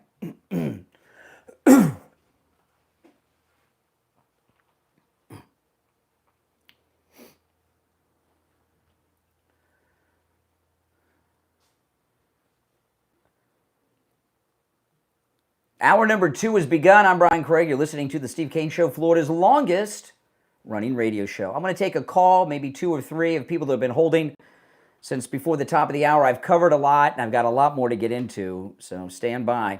You're on the air. What's your name? Where are you calling from? Mark from New York. How are you doing today, Brian? All right, Mark. What's up? Hey, I agree with Mandy Patinkin. That clip you played, absolutely. What are you agreeing with? The children in Gaza. I mean, why is no one thinking about them? The children in Gaza? Are you? Yeah, he was saying like how the Jews are being portrayed. Why are there? Okay, I'm glad you called. This is great. I hope you're not in New York City where you can vote for Zohan. No. Oh, thank the Lord that you're not able to vote in that election, because you would vote to surrender New York City. Why are there children in Gaza, do you think, that are getting bombed? Because Hamas is using them as shields? Correct. In fact, Israel opened up, after the god-awful attack, okay, with the rapes and murders and hostages taken, they opened up Gaza and said, the borders, and said, anyone who wants out, get out. And the terrorists are using civilians as human shields. So what are they supposed to do, Israel? I'm not really sure, but... Oh, you're not sure? Wait, a minute ago you said you agree with Mandy Patinkin. I do. But what I'm saying is, like, if there's a hostage situation in a bank, robber takes a hostage, the police aren't going to shoot the hostage just to get to the bank, the bank robber. Uh-huh. No one blames the person who got taken hostage. Yeah. But instead, we're bombing hospitals and schools, knowing that there's children there, knowing that those children are First going off, to die, we're not bombing, excuse me. We're not bombing anyone. The United States isn't bombing anyone in Gaza. All right, let me ask you this. Let me ask before I move on. Yep. Are you serious, or are you just playing around and pulling my leg? Are you just trolling me, pretending to support these stupid things, or are you serious? Just tell me if you're supporting what? I have no problem with Jews or Israel. Oh, well, that's nice. That's nice. Killing children. That's nice. You have no problem with Jews. How is that nice? Yeah. Well, it's nice. It's nice that you don't have problems with the Jews. I'm not okay with anyone dying. But you're okay with them killing them as long as 1 or 2 Hamas people die. First of all, it's okay if a bunch of children die. What happens, and this has happened to us in Iraq and Afghanistan and Vietnam, okay? What these cowards do, they come in, they attack a completely civilian target, the music festival. They raped and murdered women. They kidnapped women and took them as sex slaves. They murdered men and kidnapped men as hostages. I haven't heard you shed any tears for them in that unprovoked attack. I've said on the air, I've said on your show before that was horrible. Those people should be held responsible. Yeah, but you're only telling me that when you're questioned. You're like a good liberal. You're always concerned about. You're like these liberals in this country. You may be one of them that are more concerned about the illegals than you are the people that they victimize in this country. That's where I differ. Get them all out of here. If they want to come back legally, they can. Okay. I'm not one of those. I'm not far left. You guys. Every time I call you, assume I'm like super far left. Wearing Biden shirts and hats. You are far left. You don't realize it, but you are far left. You just don't realize it. Really? What far left person wants to deport all the illegals? A lot of How many of times, them come out there a and lot of, well, there's two possibilities with you, okay? Right, yeah. Okay, and this is one of the two possibilities. One, you're, and here's what they are. One, okay, you're just an all-around bigot. You don't like Jews. You don't like the Hispanics. That's a possibility. That's one possibility, okay? Another possibility is, you're personally affected by illegals being here, so you just want them out, right? That's another possibility. There's a third possibility that you just take that position so you don't sound like some lunatic liberal and can sound like you've got some credibility. But none of them are really good reasons. No, you're wrong on all accounts. First off, I'm not around any of those. Like in my town, we don't have many immigrants or illegals. I grew up in Los Angeles, so I have a lot of Hispanic friends. So that's also kind of weird. I mean, I served in the military with a lot of Hispanics, and at no point was I like, well, I don't want to share a foxhole with this guy. So those kind of go out the window. And no, I'm not like pretending or putting on a show for anyone. Okay. Because honestly, I don't care what your opinion is of me. You should. I'm just calling to say that the children do not deserve to die. Okay. And we keep if this war is on the internet. We So can see the IDF walking into peaceful mosques, throwing grenades the and civilian, things like that. any civilian that has died in Gaza is because of the terrorist, not because of Israel. Really? So when you watch a video of the IDF walking into a wedding where there are no they make no arrests and they just throw tear gas and just walk out laughing, that's because of the terrorists. They think there's terrorists in there. They're not killing them. They're just interrupting a wedding. If you get into a car accident and your child's not buckled in and they're injured or lose their life, whose fault is that? Who do they blame? Absolutely the parents. That's correct. So if you were in Gaza with your kids, would you be there with your kids or would you get them out? We don't know if there's a chance for them to get out. Yeah, of course there's the idea if they can't get out, who's stopping them from getting out? Hey, listen, I appreciate the call. We're going around in circles, but starting to fall apart there for him in the end. All right, now I think that my two favorite people that Trump has working for him right now is Tom Homan and Stephen Miller, right? I like them all, but Stephen Miller and Tom Homan are my favorites. What about you guys? And what makes them, I think they're probably two of the MAGA favorites. If Trump came out on stage with Stephen Miller and Tom Homan, the crowd would just go nuts. And anytime I hear Tom Homan or Stephen Miller speaking, I stop whatever I'm doing and listen. Don't you? Because whatever they're going to say is good and you agree with it. And Stephen Miller, he was on Fox yesterday. Listen to this. He's so right on the money. He was on with Will Kane. This is Will Kane on Fox. And I like Will Kane a lot better than that Cavuto, right? Oh, man. Does anyone miss Neil Cavuto on Fox? Heck no. The only one that probably misses him is himself. Anyway, here's Stephen Miller on with Will Kane yesterday, telling it like it is, as always. Nobody has the right to invade our country, fill up our emergency room, take our health care, take our jobs, take our tax dollars, and live an entire life on free welfare. Every American family that Joe Biden and his party imported into this country that has 5 kids, 6 kids, 7 kids, who do you think is paying for their health care? Who do you think is paying for their education? Who do you think is paying for their food, their shelter, their housing, all of it? The working and middle class of this country. Okay. Yeah, and this is in response to all these liberals that are talking about alligator Alcatraz. And Debbie Wasserman Schultz, I think she's all excited. People are talking about her again. I forgot about Debbie Wasserman Schultz, and she's a local South Florida congressperson. Who does her hair, by the way? I don't know too much about ladies' hair, but that's something. She needs to find a new hairdresser, Debbie Wasserman Schultz.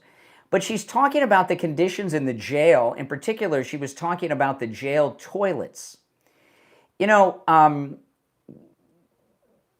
though Alligator Alcatraz is technically and somewhat officially a Florida state detention center. It's not a prison, it's a detention center. It is mandated to go by federal standards because of the illegals that are there to be deported right off of those great runways they have there. It was built in a perfect spot. So the facilities that they have in these, I don't know if you can call them cells, but whatever you want to call them, are much more upscale than the jails that are just down the street. You know, Alligator Alcatraz is not the only jail in that area. Not too far from there, they have there's a I think is it called the Chrome Detention Center, I believe is what it's called. The Chrome Detention Center, which is a county jail in Miami-Dade County, is not too far from there. I had to drive by the road to get there when I went to Alligator Alcatraz a few weeks ago. And go online and look at the conditions in the Chrome Detention Center, which is just down the street from Alligator Alcatraz. And then go and look at Alligator Alcatraz. If you were being held in detention or jail, where would you rather be? The county jail, the Chrome Detention Center, or Alligator Alcatraz? And look at the toilets they have in the cells at the Chrome Detention Center, and then compare them. I wish people in the media would do this, because that jail down there is considered to be one of the worst county jails in all of Florida, so I've heard. And they've got very good conditions. But it's another example of the left always taking the sides of the bad guys. Now, I want to talk about Jupiter Joe Thomas, who's going to be in studio with me tomorrow. I'm going to be a guest on his radio show. And when that airs, I'll let you guys know so you can tune into it. He's got a great show. And I'm going to be, I bet this will be, I think, my third time on Jupiter Joe's radio show. It airs right here on True Oldies. It's on all the time. And I'll get you the time when I'm going to be on, and you can tune in. But Jupiter Joe Thomas, it's absolutely amazing. You know, with annuities, your nest egg is never at risk. No matter what happens in the economy, your money is safe.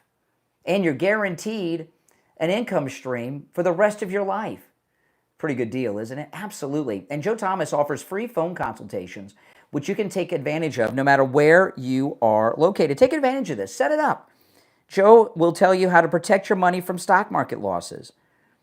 Tell you how you're going to stop losing your hard-earned money. And, of course, how you can generate income while you're retired for the rest of your life, and much more. And this free phone consultation, which you can take advantage of no matter where you're located, I want you to understand the value of this. Listen to this. Joe Thomas has been in the retirement planning business for over 30 years, and he's a 5-time qualifying member of the $1 Million Roundtable, which is achieved by less than 1% of all the financial advisors in the world. So he's a top man in the industry, and he's offering you a free phone consultation. And after that consultation, he's going to put together a custom portfolio based on you and your situation, your needs, your goals, one that is unique to you. Give him a call, 561-743-0999. 561-743-0999. If you missed the number, just go to his website, jupiterjoe.com. We'll be right back.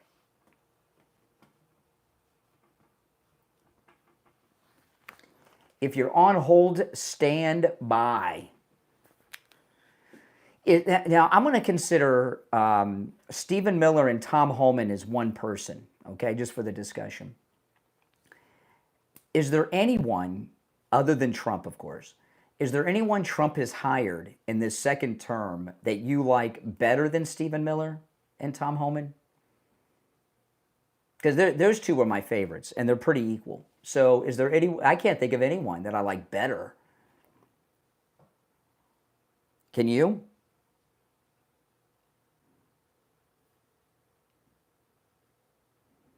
I can't think of anyone.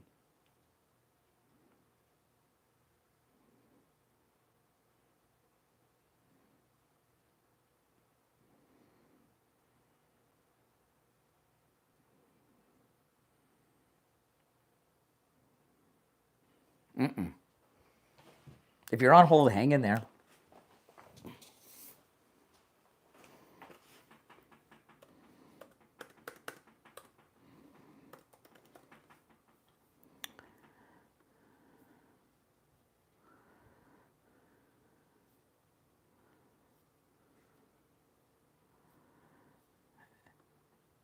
Test 1 2. Test 1 2. Doing a mic check. Test 1. There we go. Okay.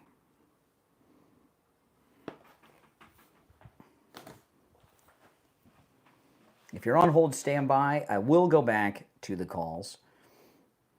No, I'm talking about better than. Better than. I can't think of anyone better than. I'm not asking to list people you like.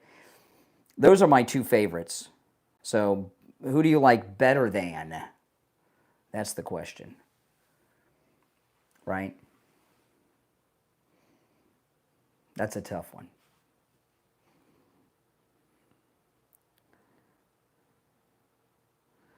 We'll be back in just over a minute.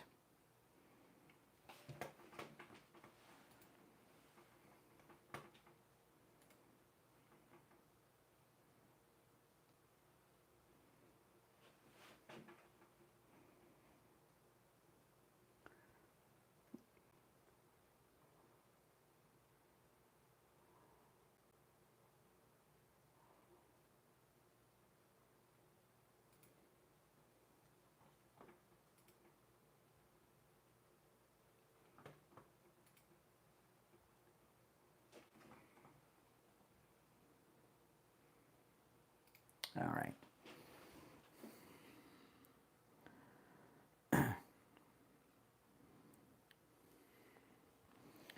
Less than a minute, we'll be back. No, not who you like. Can you think of anyone you like better than Homan or Stephen Miller? I can't think of anyone better, like better than. Bannon doesn't work for Trump. Someone that's on his staff in the second term.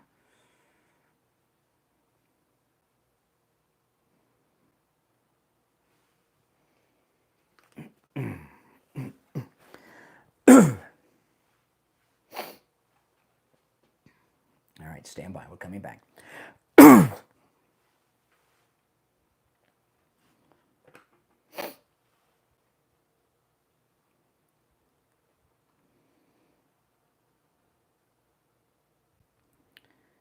Welcome back, everyone. My name is Brian. It's the Steve Kane Show. Back to the phones. You're on the air. What's your name? Where are you calling from? Chris from Chicago. Hey, Chris. How you doing? Another thing, like about the Palestinians, they have restrictions on who can, enter and exit their country, like due to Israel and Egypt, due to the conflict. So they can't leave. They are trapped, and they are trapped. No, Israel opened up the borders and said anybody who wanted to leave could, and they. When was that? Because according in the early days, in the early days of the war, before all the major bombings started. As of October 7th, Israel and Egypt imposed strict restrictions on who can enter and exit the Gaza. They said, but they said that any civilians who wanted to leave could, and then a lot of them are being held hostage by their own people. Well, I understand. Okay, I understand, but according to NPR and Fox, NPR are liberal, anti-Semitic communist. That's why their funding's getting cut off. It's Fox too. Okay, that's another source that I have. So I don't know about that. Yeah, I don't know about that. Okay, and another thing, the Epstein files that Trump say now that was written by all Democrats. Trump had 4 years to review those files when he was in office. Okay.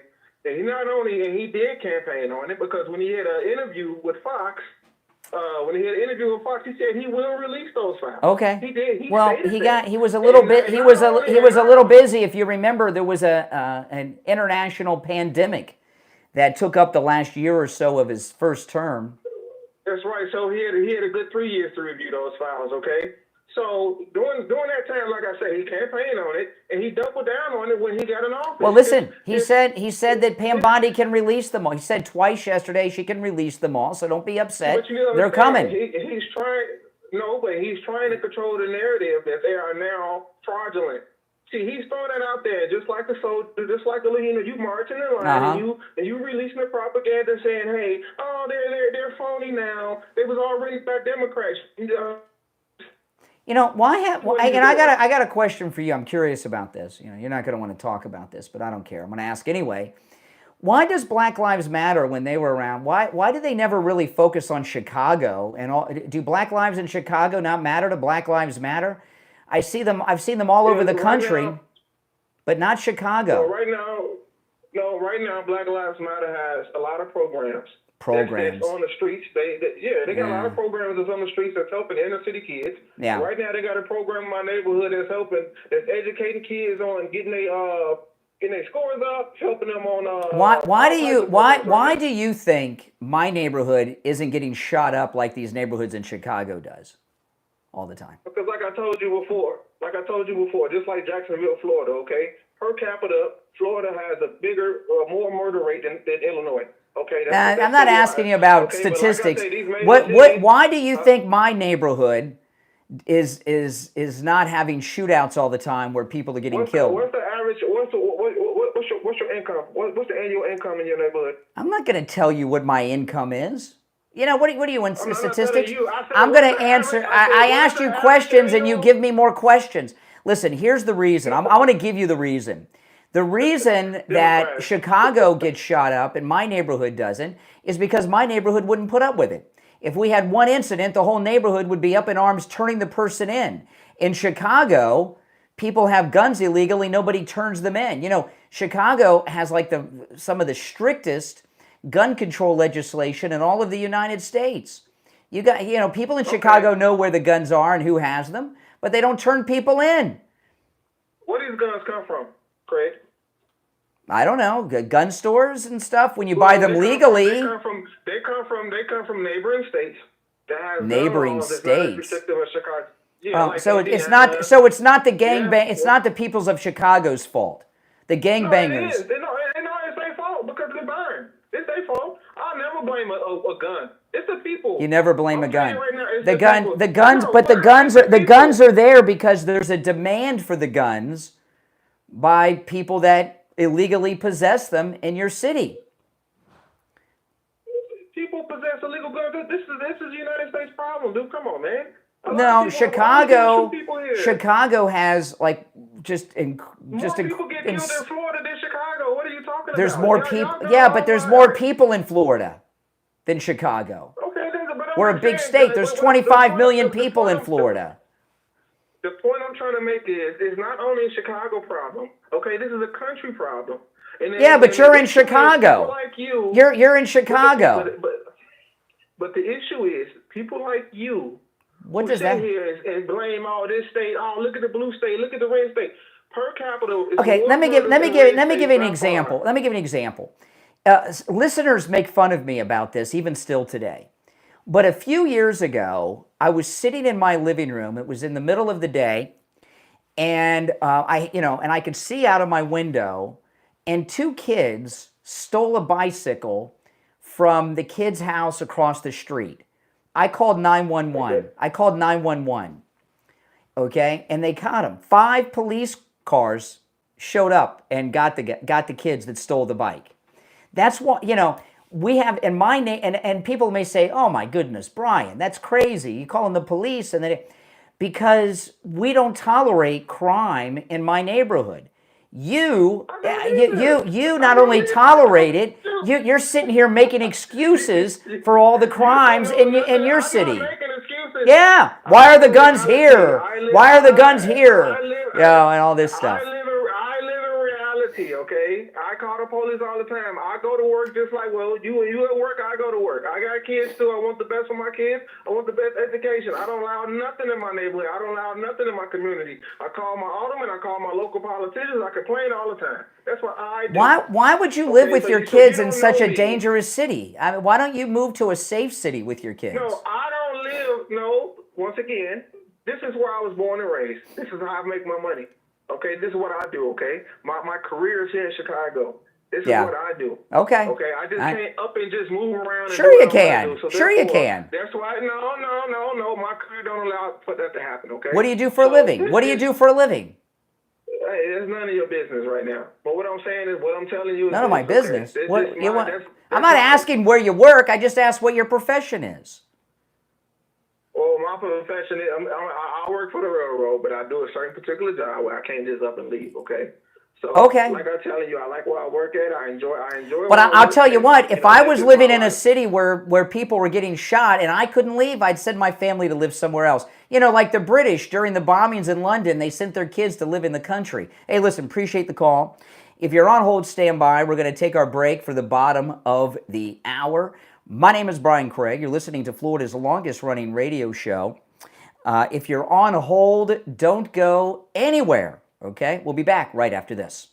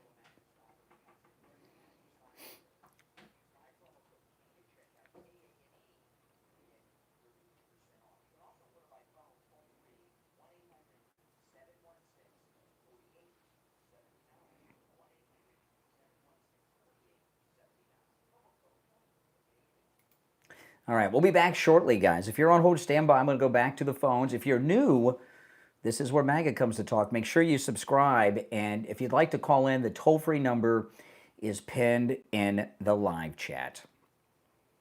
You know, the poor guy from Chicago. I mean, think about it. If you lived in a city like Chicago where it was so dangerous,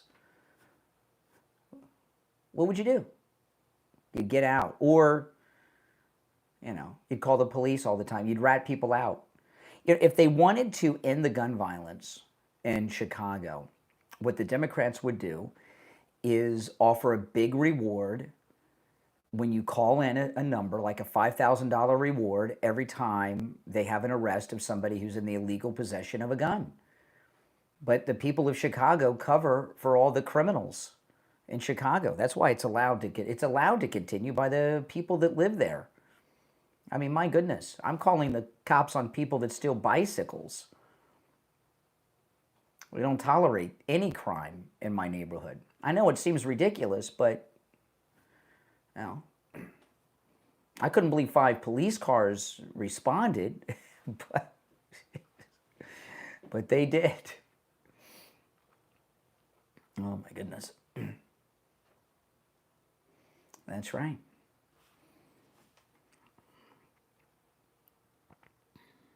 It's our bottom of the hour break at the radio station. We'll be back in about 30 seconds.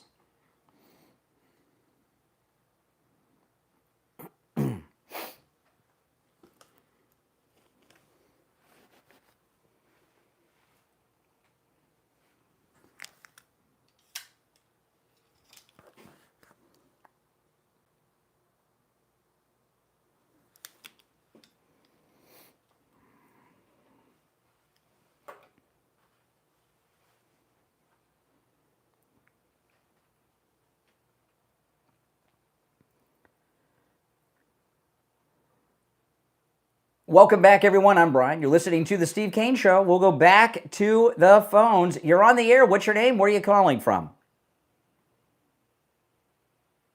You're on the air. Once, twice. All right, you missed your chance.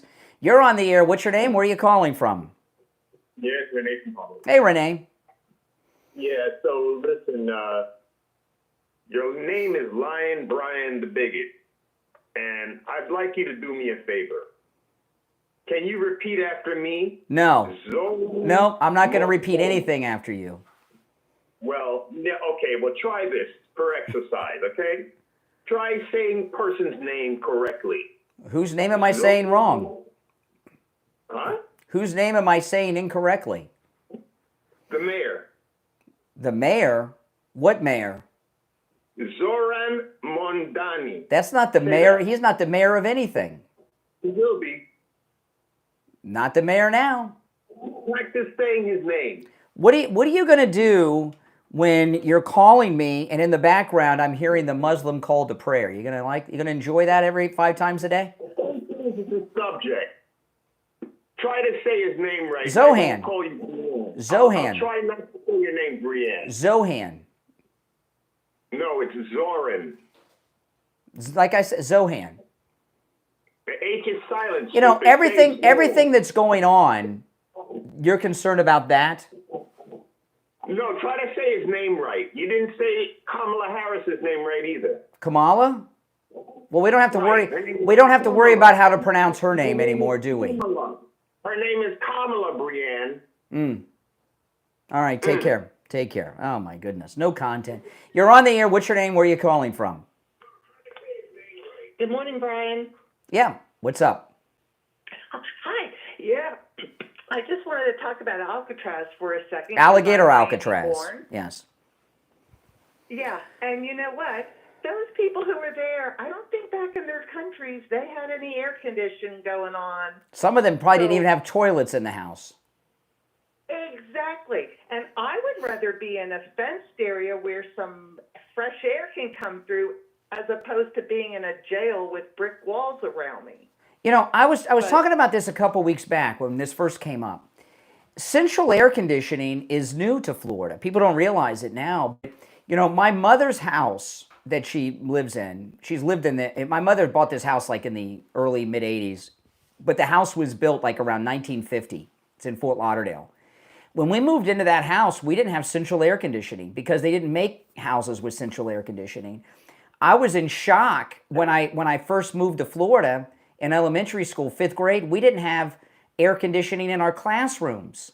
They just would open up the jalousie windows, unwind the windows. We didn't have air conditioning in our schoolrooms. Didn't have heat either because they said, it's not cold enough for heat. We didn't have air conditioning in the public schools. Nobody complained. I was there.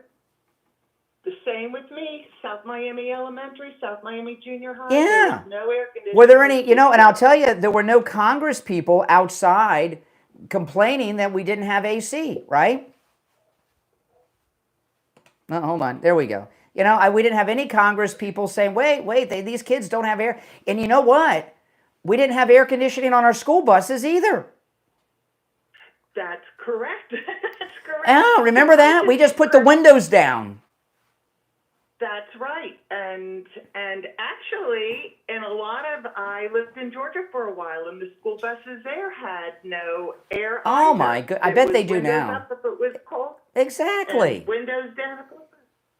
And for them to be causing all of this ruckus about these people, well, right now they're living large as opposed to where they came from when it comes to the air conditioned situation and, you know, running water and toilet systems. They probably don't know how to use a toilet, and that's why. Well, I don't know about that. I think everybody knows how to use a toilet, but all right. Hey, appreciate the call. She was doing good for a minute. You're on the air. What's your name? Where are you calling from?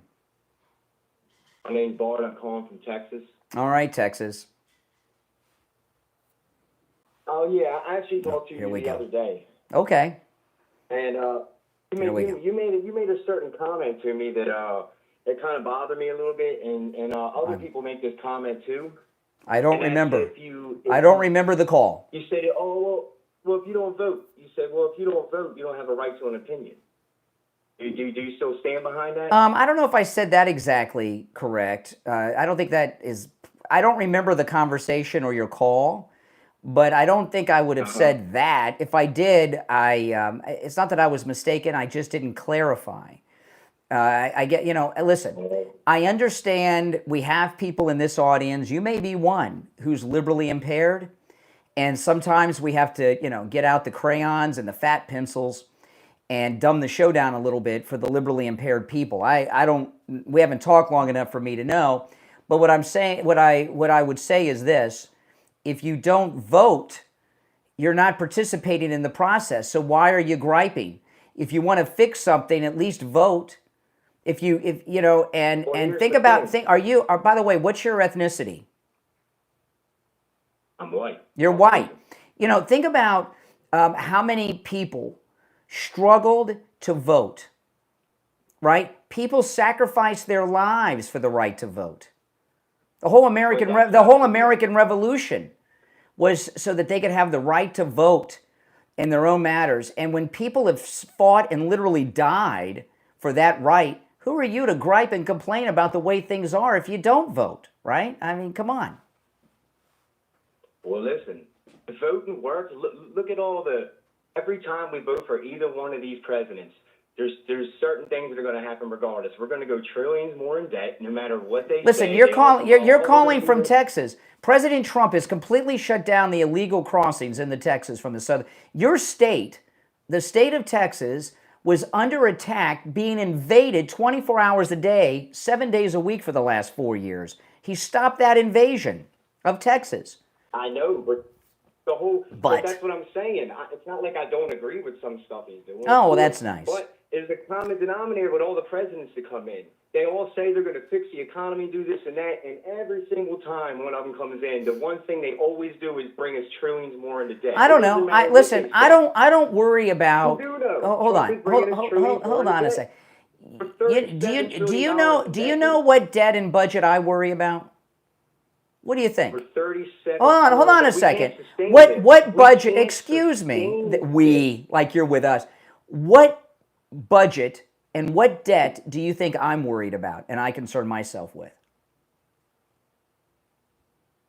What do you think? What are you talking about? You talked about no. You talked about the debt and budgeting. My question is, I worry about the debt. I worry about the budget. What debt and budget do you think I worry about?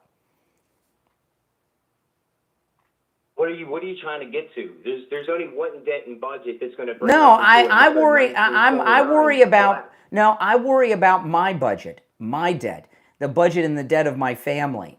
And President Trump, who just got the big beautiful bill passed, put a whole bunch of money in my pocket. Dude, in fact, I'm not crazy. There There we go. All right, first dump of the day. The first dump of the day. That's what happens. When you're talking, one thing I learned a long time ago, when you're talking to a crazy person, which he was and is, when you confront an insane person with their craziness, they lose it. They snap. And that's what happened with him. In fact, let me pull this up. I'll probably have to do this after the break. Yeah, I'll have to do this after the break. I have to find this. I was looking over something the White House released just yesterday, but the White House released yesterday. I'm going to go through this after the next break. I'll go through my state of Florida and Texas because where that lunatic was at. I put this on X. They put this application online yesterday. The White House. You can see, you click on your state and it shows how much people are saving because of President Trump. I'm going to go through some of that when we get back. But first I want to talk about Coastal Weight Loss Secret. Oh man, I'm so excited about this appearance at Attorney Barry Siegel's office on Saturday, and I'm looking forward to seeing you all there. It is full up. So those of you that called and said you're coming, it is full. And I'm going to see you all there. And this is my first appearance since my incredible weight loss, and I'm very excited. And I want to ask everyone to please delete all those Inauguration Day photos of me at Wings Plus. I don't look like that anymore, and those photos are embarrassing. I've lost all this weight since then. That Inauguration Day, I started Coastal Weight Loss Secret the Monday after that. And there's just been a dramatic change in my whole appearance, my face, my body, everything. And I feel great, too. I have more energy because, well, you lose weight, you have more energy. Give Coastal Weight Loss Secret a call. It works. No exercise. No. no prescription medications like Ozempic, and I ate foods I would normally eat. Now I'm in the maintaining phase. I haven't gained back a pound. Have not gained a single pound back. Isn't that something? And the reason I didn't gain any weight back is because the way that Coastal Weight Loss Secret operates for you to lose weight, it's not that one of those huge, incredibly insane lifestyle changes like exercising 5 days a week or something. If I had to do that, I'd be destined to fail. Now, if I would have exercised, I would have lost the weight faster, but I lost about a pound a day. That sounds pretty good to me, doesn't it? Absolutely. Now, no matter where you're located, they can help you. What I mean by that is, in the age of telemedicine, no matter where you are in the United States, Coastal Weight Loss Secret can help. Give them a call, 561-247-6300. 561-247-6300. Make sure you tell them you heard about them on the True Oldies channel, all right? And online, coastalweightlossecret.com. We'll be right back.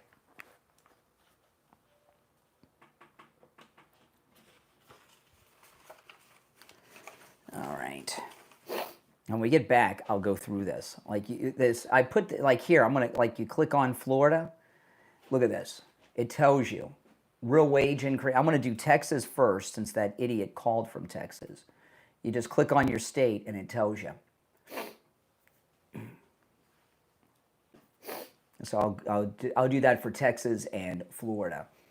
And the savings are greater based on some states and less in some states, but still a lot.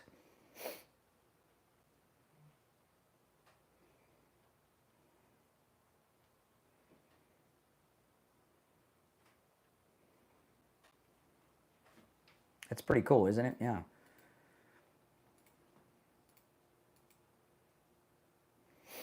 So I'll go over that a little bit when we get back.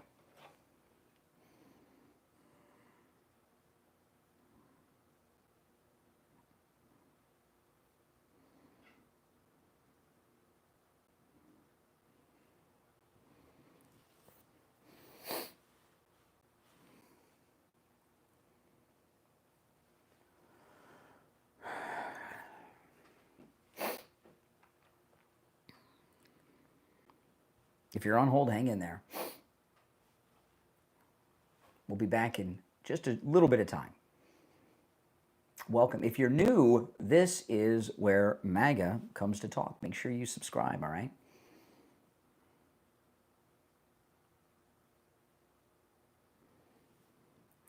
We'll be back in about 2 minutes.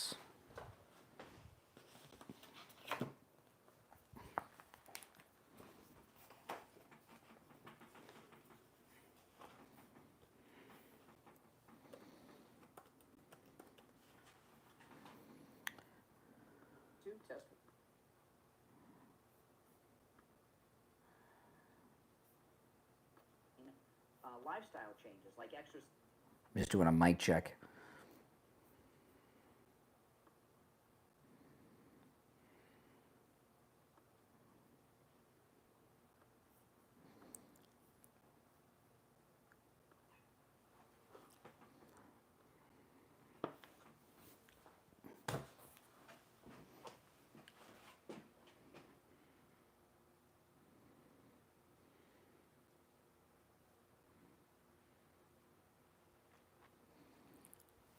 A little more than a minute, we'll be back.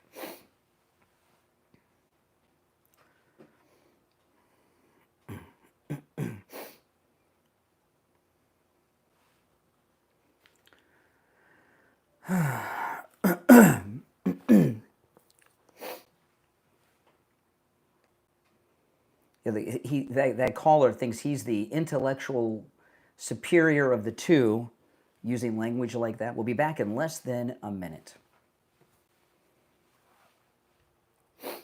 Crazy, crazy person.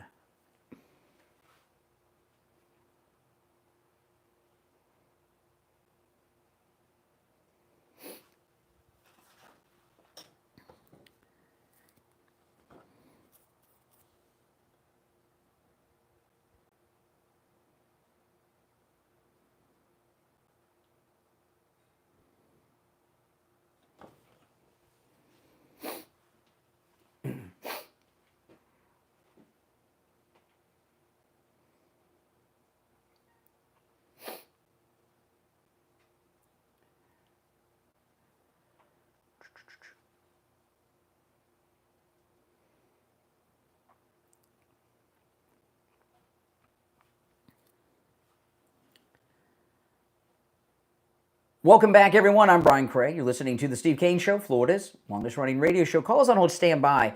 I'm just going to give a couple examples with this. This is a follow-up to the potty mouth caller. The White House yesterday put out a savings estimate from the big, beautiful bill that President Trump signed into law. And I did post this on my X, Brian Craig Show on X. And you click on your state, and it shows you what you're saving in your state. I'm going to click on Florida because I'm in Florida. First, real wage increase here in Florida is between $3,700 to $6,800. Real take-home pay increase is from $7,300 to $10,500. The no tax on tips share labor force benefit is 6%. The number of this is just Florida, by the way. The number of seniors benefiting from the no tax on Social Security now with that huge deduction, 4.8 million. No tax on overtime share of the workforce in the state of Florida. 22% of the workforce of Florida now no tax on their overtime. Let's see here. Jobs protected, 408,000, and it goes on and on. Now, the guy that called, the potty mouth caller, he was calling from Texas. The real take-home pay increase in the state of Texas is between $7,500 and $10,700. Think about that. No tax on overtime. That's 27% of the workforce in Texas saving on that. The no tax on Social Security. 4 million seniors in Texas. Huge deduction now on that. No tax on tips. That's 5% of the population of Texas, of their workforce. So if you go to this, you can click on your state and see. So, I worry about my own budget. Don't you? The United States, their budget, they'll be fine, okay? I'm worried about my own. All right, but most of us, I think that's how most people are that live in the real world. You're on the air. What's your name? Where are you calling from? Good morning, Brian. It's JJ from Mass. Hey, JJ. You made a comment which, to me, made perfect sense. It was crayons and fat pencils. Yes. And I think we need a lot of those in a lot of different places. And one of them would be New York City. But, to me, I was really worried about New York City, then I wasn't. And now I'm just like, it's not that I don't care. I don't have any, I just look at it like this. If you vote for Jogn, the commie, it's like a vote for Hitler. Now, Hitler controlled the media. He doesn't control the media. We're all going to get to see this disaster. If he does get in, the only good thing that come out of it is the disaster that will happen. We'll see it, and that'll bring people. And I'll tell you, another thing about it, Jogn has never really had a job. And you're going to put him in, being the mayor of New York City is a higher position than being the governor of most states. And in my time, I've known people that have passed away and they had a very successful business that they left to their children. You come back in a year, the business is bankrupt. Bankrupt. Not even sold because there's nothing left. And, you turn over an economy like New York City to a communist who's never had a job, who's 33 years old, it's going to be a wreck. It's going to be wrecked. They're voting for a gigantic slap in the face of reality if they vote for that guy. But again, it will bring to me somebody it'll bring a Trump-like person into power to fix it, and then people will get to see, the difference, like the difference from Biden to the difference of Trump right now. And that'll just bring so many people, so many MAGA voters. Well, you can say that. I mean, if Obama would, I know Obama looks like Ronald Reagan compared to a lot of these liberals today, but Obama was such a wreck and such a disaster that it paved the way for President Trump to come down the escalator, right? So you could make that case. Though, of Obama, but you look at the coverage of Obama going back, again, we're in such a new time now because the media back then with Obama, it was much more of a controlled media. So now it's not.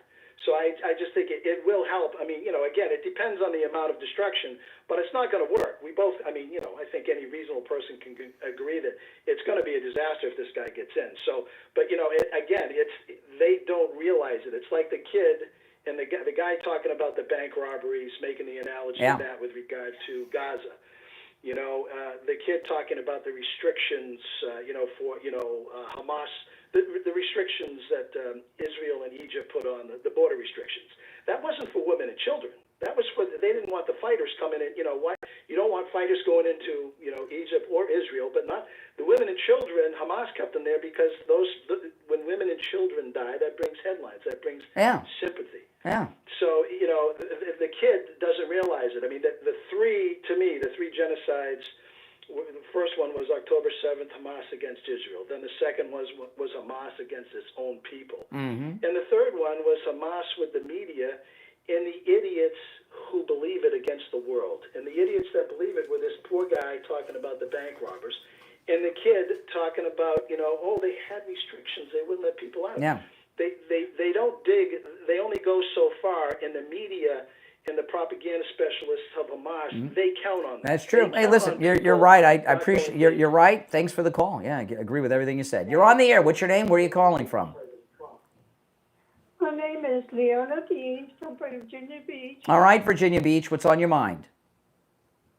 Well, I don't have any questions, Brian, because you explain everything so well that it's so easy to understand. But I do have some comments. I want to say to you, Brian, that you explain everything so accurately and so thorough that I totally feel like I'm on top of everything that's going on. You're the only radio program or even the TV conservative programs that I tune into to get the correct and most accurate information. And well, thank you. I just wanted to tell you that. Well, I appreciate that. And I think that you were the number 2 Rush Limbaugh. Oh, well, that's a compliment. You should be recognized for that. Well, I thank you. I know I know the White House listens to you, and I really think that I would love to see President Trump recognize you for your loyalty and your support. It's wonderful. Well, thank you. We're very lucky to have you. Well, I'm lucky to have you. I appreciate you listening and your kind words. And you look so wonderful. And I want to tell you, I've joined the Coastal Weight Loss because of you. And I've done really, really well on it. I was getting down to my goal. And I had to pause. I was in the hospital for bypass surgery for 3 weeks. But when I got home, I got in touch with them. They were so wonderful. And I'm back on the program now, and I'm feeling great. Well, that's awesome. Well, that's good to hear. Well, thanks so much, Virginia Beach. I appreciate the call. You're so welcome. All right, take care. God bless you. All right, take care. Do you hear what she said? She's in Virginia Beach, Virginia, and she's lost all this weight from Coastal Weight Loss Secret. That's so nice. I told you guys, no matter where you're located, I'll give you the number again since she mentioned 561-247-6300. 561-247-6300, and online, coastalweightlasssecret.com. That was so nice of her. Well, in the next hour, I'm going to go into some other things, but you're welcome to call in about any and everything I brought up so far on the program today. But I'm going to bring up some new things in the next hour because a lot is going on in the news that we got to cover. Now, I do want to remind you guys, in March is our 10th annual MAGA cruise. Steve Kane and I, each year, we take a cruise with our great listeners, and this time we are off to Antigua and Nassau and the Virgin Islands. I can't remember if it's the British or the U.S. Virgin Islands, but they're both beautiful. I've never been to Antigua. I'm very excited, and I haven't been to Nassau since I was a kid. I'm very excited about going back to Nassau, and we're going to have a great time. We're going on the Celebrity Beyond. You know, Celebrity Cruise Lines is a luxury cruise line. Okay, it is now the price is lower than these other ones you hear about all the time for a couple reasons. One, we have a long relationship with Celebrity, so we get an incredible rate. Ian from Cruise and Travel Depot, our travel agent that's handled all of our cruises for these 10 years, negotiates a great rate for our listeners. So when you call Ian at Cruise and Travel Depot and you book, you're paying less than anybody else on the ship. And I'll tell you, drinks and Wi-Fi are included. And if you don't drink, talk to Ian. There's some other options and things he can help you with. But you're going to get a great deal, and you're going to have a great time with our mega group. And those of you that have been before, Ian and I are doing some things differently on this one that you are going to love. We have incredible shore excursions planned. I'm going to give you Ian's number. Give him a call. Now, if you get his answer machine, leave your name and your phone number so we can call you back if you get that voicemail, okay? Because he talks to everyone himself, and he may be on the phone with someone.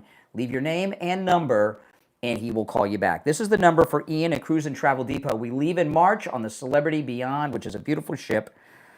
His number is 561-244-5779. 561-244-5779. That's 561-244-5779. All right, 2 hours down, 1 to go. If you're on hold, hang in there.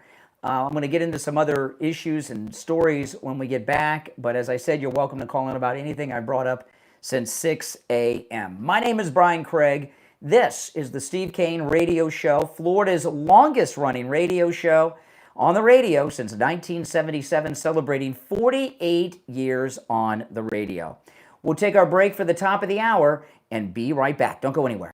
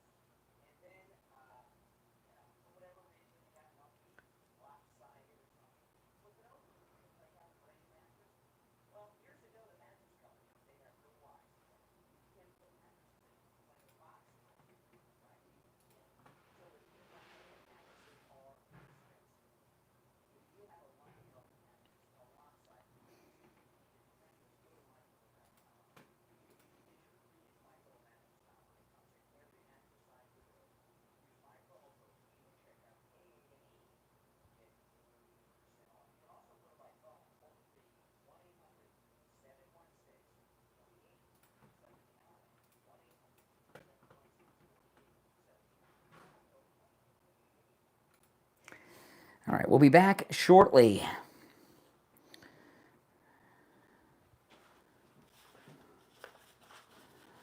Okay.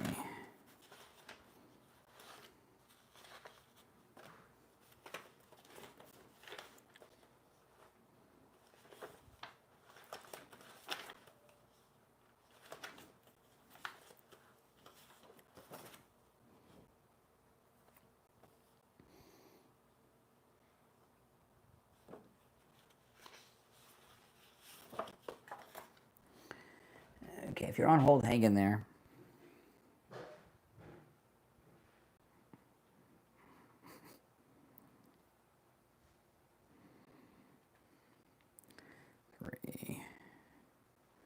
We'll be back in less than a minute.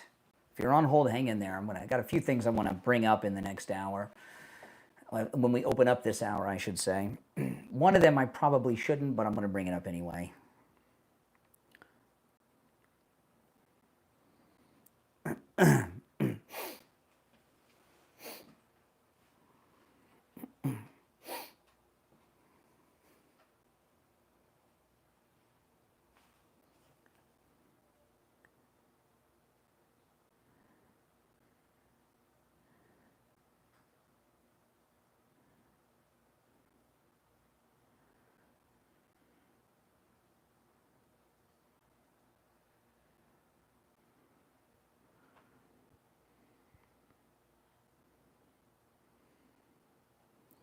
Welcome back, everyone. I'm Brian. You're listening to The Steve Kane Show, Florida's longest-running radio show. Hour number 3 has begun now. Before I get back to the national issues, there's one or two things I'm going to mention that I'm going to throw out there. And this first one, I probably shouldn't do this, but I'm going to bring it up anyway because it's a local thing that's really annoying me a lot.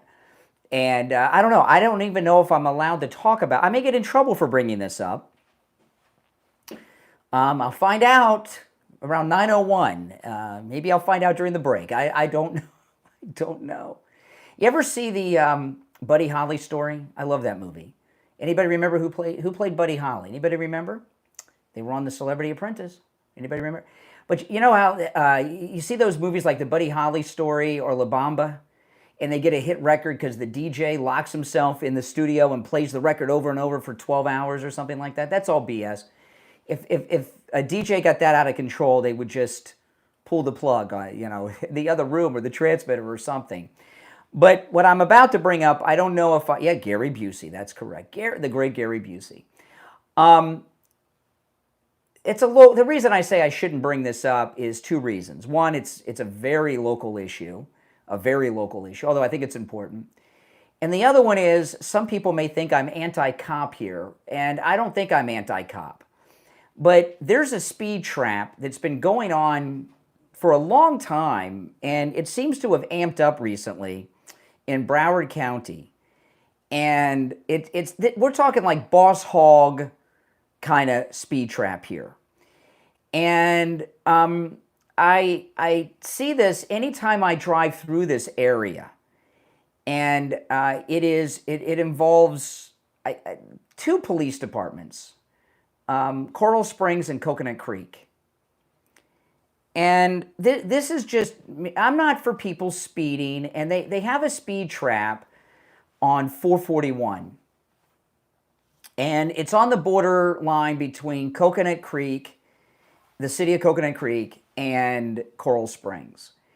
And it is an area where people get a little lead foot. And what happens is on 441, also known as State Road 7, in the old days, they have a bridge now that goes over Sample Road, and there used to be a regular 441 intersection.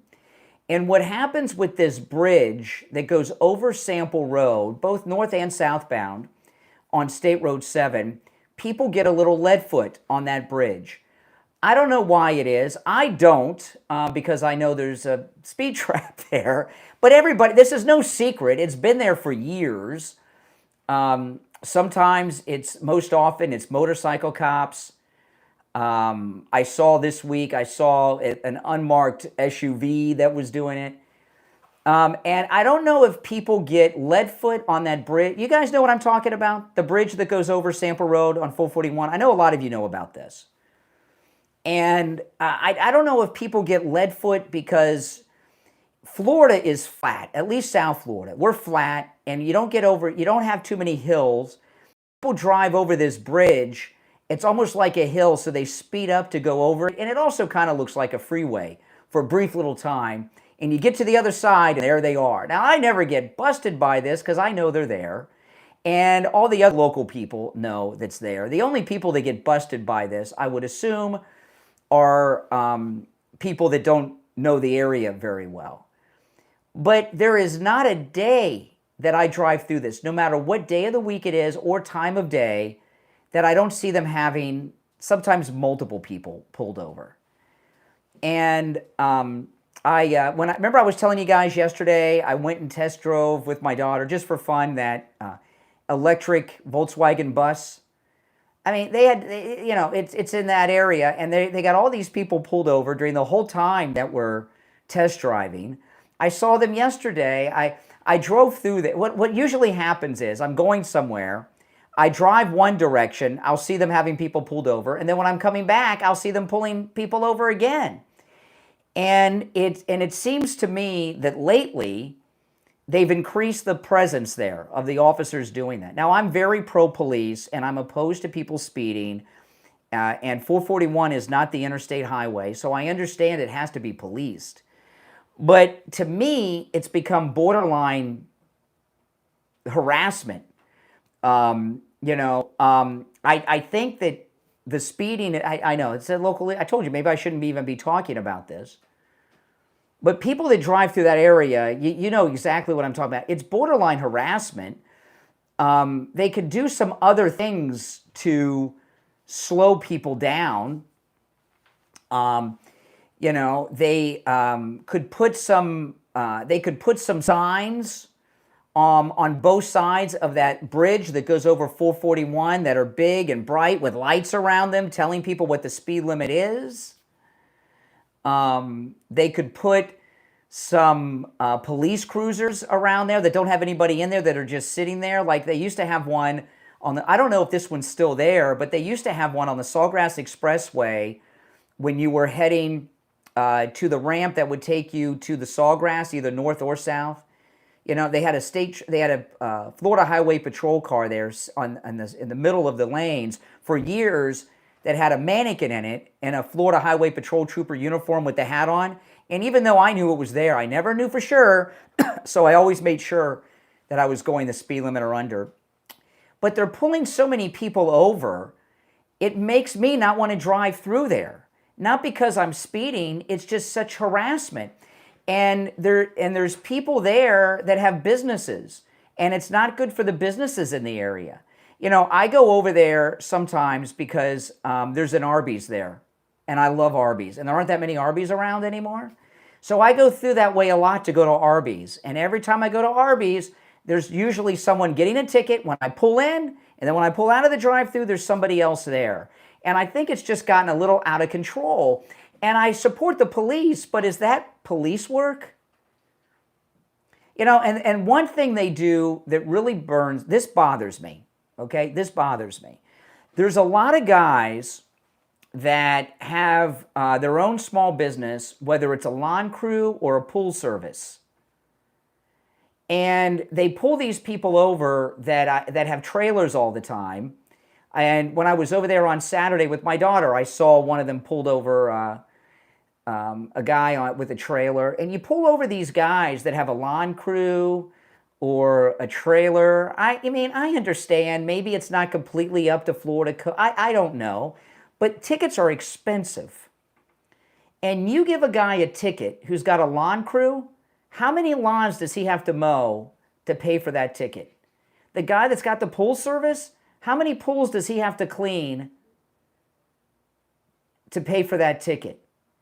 And a lot of times, I think, sometimes you'll hear me talk to Richie about this, okay? Because he's a retired bus driver, worked for the government his whole life.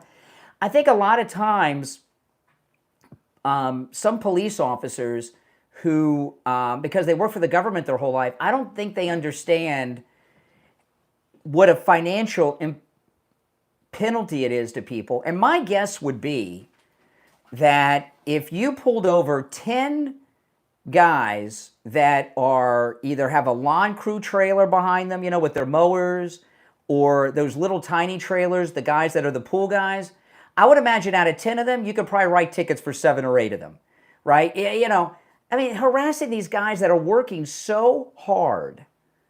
And when I see one of them pulled over, I'm like, really? Really? You know, and it's really, when I say Boss Hogg, for those that aren't old enough to remember Boss Hogg, Dukes of Hazzard, it's really kind of like small town Hicksville thing they're doing over there. And the only reason I bring this up is because I've noticed in the last, I don't know how long, the last week or 2 or so, that it's a much heavier presence over there than normal. That there's got to be other way. Like in my neighborhood, there's an area where people get a little lead foot, and they've done, I've called the county trying to get a 4-way stop sign put in. I've left messages for people many times over the years. Nobody ever got back to me about it. You know, and I don't know why they don't do that, because that would slow the traffic down on this particular road. But what they've done in its place is they put up one of those trailers that show the speed limit, and if you go over the speed limit, it flashes. You see those? And that's had a big effect. Put that on both sides of that bridge over Sample Road on 441. That would slow people down a lot. I don't know. Well, that's just me. I know we have people in the audience who drive that area, and you know exactly what I'm talking about. And, you know, I don't know. Maybe I'll get in trouble for talking about it. I don't know. You know, I better avoid that area in my car, especially after talking about it. But it's just, the police presence is just has gotten too high and overwhelming in the speed trap. Before, it used to be like 2 motorcycle cops. For years, 2 motorcycle cops. But now, it's a lot more. It's almost like they got a dragnet going on. All right, now, I'll take our first break of the hour, and I'll get back into the national political stories. But that's, you know, just, it's been bothering me a lot. And I'd like to hear your thoughts on that, by the way. You know, what do you think about it? I know we got people in the audience that drive that area a lot. If you do, you know exactly what I'm talking about. And so far as the cops, I don't know if I blame the cops because obviously they're being sent out there to do it. So I don't know if it's their choice to do it, but I wouldn't like doing it. If I were those cops and I was taking a guy's whole day's wages of mowing lawns away or pool cleanings a day with a single ticket, I wouldn't like myself too much doing that. All right, if you're on hold, hang in there. My name's Brian. It's the Steve Kane Show, Florida's longest-running radio show. Our number's toll-free, 1-888-465-2631. We'll be right back.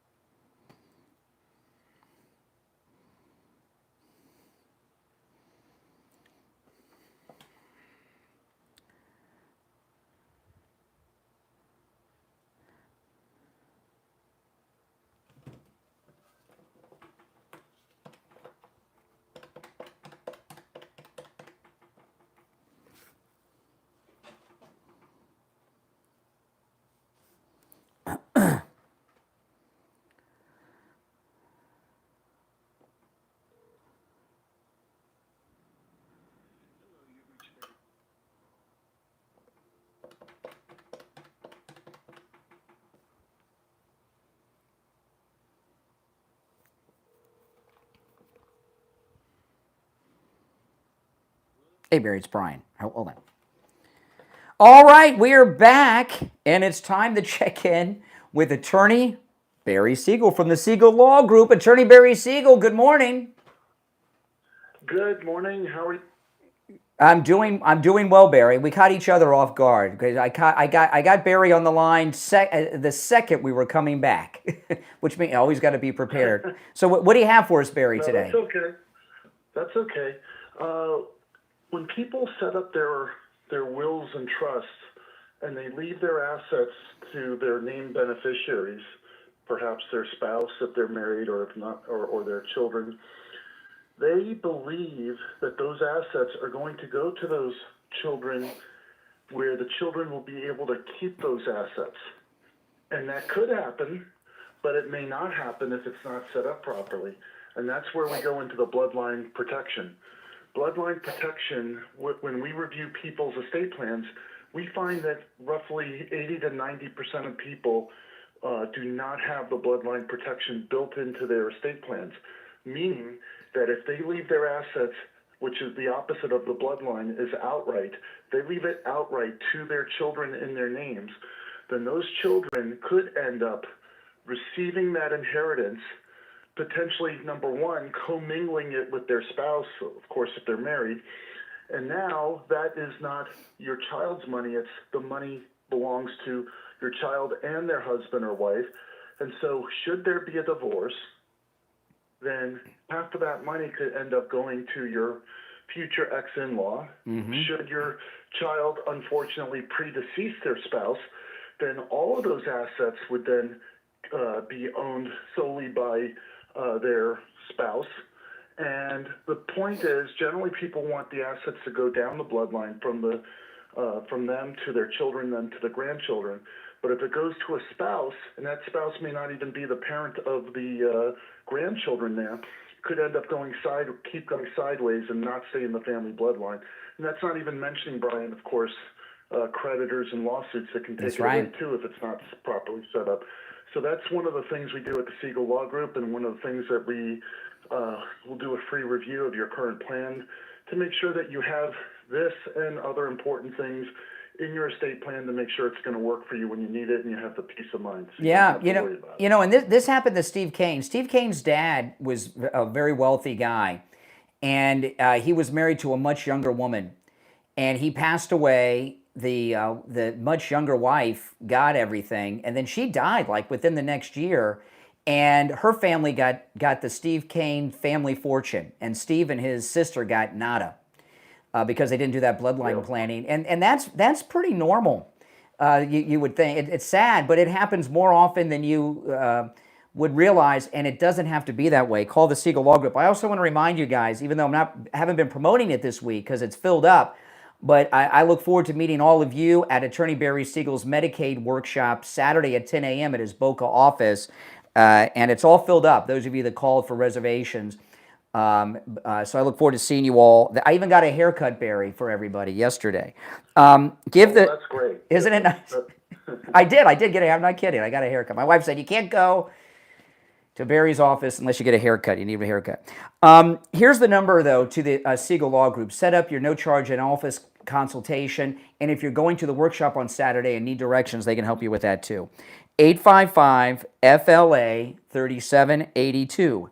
855-FLA-3782. And online, SiegelLawGroup.com. All right, Attorney Barry Siegel, we'll talk later in the week, and I'll see you Saturday morning. Perfect. Thank you, Brian. All right, take care. All right, I'm going to go back to the phones. You're welcome to call in about anything I've brought up since 6. Let's go. You're on the air. What's your name? Where are you calling from? Never Trumper Steve here in Palm City, Brian. Hey, Steve. Now, MAGA got started originally by Ronald Reagan. Basically, America is led by a ruling class of pedophiles, according to MAGA. No. And Trump promises to drain the swamp and to root it out. Does that sound fair so far? No, but go ahead with your prepared statement. Okay.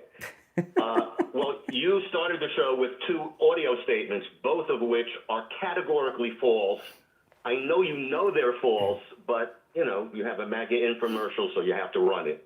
When you ran what Trump said yesterday, that Comey and Obama are responsible for what's in those files, you believe that's a true statement? Yeah, they were. It was during their rule that all that was put together, according to the president who's seen the files. See, President Trump, unlike you or me, has seen the information. We have not. He has. Okay. Okay, so let me straighten this out for your listeners, because I know you don't want to tell the truth on the matter. Comey was out of government in 2017, and of course Obama was no longer president. Epstein was first arrested in 2019. There was no file he was in no. 2017. No. There's a couple things you're missing. That's yes. No. Yeah. How long have you lived in Florida? Since 2003. Okay. Then you may remember, years before the world heard of Jeffrey Epstein, he was in the local news for years. He was always in court in Florida, and it was a big Florida story. It would lead every local newscast. It was on the front page of the Palm Beach Post, the Miami Herald, and the Sun Sentinel in Broward County almost every day. Okay, this case goes way back. But the belief that many, but so far as the Epstein files, we can't really talk about them because you and I haven't seen them. The president knows what's in them. Well, so we have to take him at his word, which I always do. He does, and he told Bondi, put the kibosh on it, nothing to see here. When he said in your second tape today, Bondi can release whatever she wants, Who believes that? See, he decides. See, now what here's he can now say. here's you know, the investigation of Epstein started like in 05 or 6 or something. So, you know, it goes way back. Yeah, I don't agree with that statement. Look it up. Look it up online. No, I- look it up online.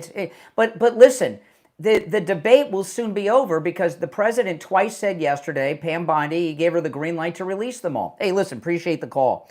You see how obsessed they're obsessed with the Epstein. Don't worry, they're coming out. President said yesterday twice, and you'll have all your answers. You're on the air. What's your name? Where are you calling from?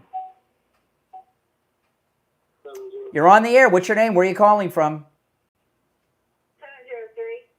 703. Okay, I hear something in the background. Once, twice. It sounded like a police scanner in the background, or yeah, it is. It's a police scanner. Someone. I tell you, these people. Somebody's got the phone up with a police scanner in the background that make me think they're a cop. You're on the air. What's your name? Where are you calling from? Yeah, turn down the volume in the background, Jeff. I just did. Okay, what's your name? I'm a first-time caller. Welcome. I'm a first-time caller, but I just want to say that I start out every single morning with your show, and I really enjoy it. Thank you. I'm a former traffic sergeant for the city of Coral Springs. There we go. Okay. I just wanted to respond to your. Oh boy, I'm in trouble. I'm in trouble. Statement. Okay. So first of all, it's not called a speed trap. We respond to citizen complaints, and the officers respond to where the citizens complain the most. And the businesses actually love the officers being there. Most of the cars that we stop there, me personally, I've stopped cars there in the 80s, 90 miles an hour. That's how fast we're stopping cars that go along that roadway. Yeah. And I personally think, what's that? Okay, I'm listening to you. And I just personally think that, you know, you saying your daughter moved back from California, I'm sure you'd want the officers doing their job, slowing people down with your daughter on the roadway and other people on the roadway. Those guys are out there because citizens are complaining. We put speed boards out there multiple times on both sides of the roadway with the messages of slow down or with the speed limit sign on there. So we do all kinds of enforcement out there, and we also do citizen awareness by putting those speed boards out there. See, okay, now there's a couple things, and I'm glad you called, okay? And I was hoping to hear from an officer to talk about it. It's one of the reasons I brought it up, okay? I didn't bring it up not to have anybody call and challenge me. I'm actually a former sergeant that directed the officers to go out there. Oh my goodness! Oh, you're my favorite. Okay, now first off, to say that the businesses like it, that's absurd. You know, because it makes people want to avoid that area. Nobody wants to drive that area. But the problem, let me ask you this though about the problem. I've been driving through that area since before they had that flyover bridge. And there's something about that flyover bridge over Sample Road on 441 that causes people to get lead foot there. I don't know what it is. Right. I don't know if it's because it's uphill or if it's, and they speed up to go uphill because we don't drive, you know, it kind of looks like a freeway. I don't know what it is, but there's a problem with that flyover that causes people to increase. Because once you get over on either side, you're at a light. So you know what I mean? And the officers are always on the north side. I rarely see them on the south side, if ever. So there's just something about that. So it seems to me something could be done to slow people down over that flyover. And I don't disagree with you, but I can tell you we have put signs out there, speedboard messaging signs for people to slow down. We put signs out there showing how fast the cars are going, and then we substitute that with enforcement. But the officers, every time you see a car pulled over and the officer's talking to the citizen, that doesn't necessarily mean they're getting a ticket. So officers go out there and they use their discretion whether they want to write a ticket or not. A lot of times the officers will stop cars. You know, like you said, there's a business person, you know, with a trailer, a lawn service, whatever the case is, and the officers use their discretion whether they want to write a ticket or not. Just because you see officers out there, that doesn't necessarily mean they're writing people tickets. A lot of times the officers are giving verbal warnings. Or they're if you pull over, if you pull over someone, go ahead. Mm-hmm. Yeah, go ahead. Our main goal is to slow people down and save lives. Because I've personally knocked on people's doors and told them that their kids are not coming home. as a result of Listen, as a result anyone, of people speeding and reckless my driving. guess would be, okay, because there's been motor officers there for years, okay, and I was so anyone who I was one of them. oh my goodness, well, you've never given me a ticket because I've never gotten tickets there, but I haven't gotten a ticket in years and years and years because I do drive responsibly. Right. I'm not driving around like a lunatic, and I don't support people doing that. However, for those that don't know the area, there's this little area that's about a half a mile to a quarter mile that turns into a racetrack. I get that. Something needs to be done to stop it. But the people that get stopped are not the regular people that drive through there because we all know that those motorcycle cops that are right there, that they're like a landmark. We all know it's there. So anybody that drives... It's funny you bring... I don't mean to interrupt you, but it's funny you bring that up because, believe it or not, as crazy as that sounds, a lot of times the people we do stop, we look at their driver's licenses, obviously, and it's either Coral Springs or Margate. Well, they must not drive there really too often. unbelievable. Anytime I go either way on that bridge, especially when I'm heading north, I always make sure that when I get to the top, I'm slowing down because you gain, and you know, the city could do something beyond this. And when I was over there, the reason I brought it up is I noticed I noticed this week there's an unmarked SUV which is new, that's got the radar gun that's getting everybody, and there's a much heavier police presence there than normal. Right. Well, I can tell you beyond a shadow of a doubt, we've had unmarked in that unit, in the traffic unit, since I was transferred to the traffic unit, which is I think about 2008, 2009. We've had an unmarked car in that unit, and not only is our agency, other agencies have unmarked cars also. We use an unmarked car. We use marked cars. We do anything we can to try to get the public to slow down. Well, I know people are going to be ticked off at me for bringing this up.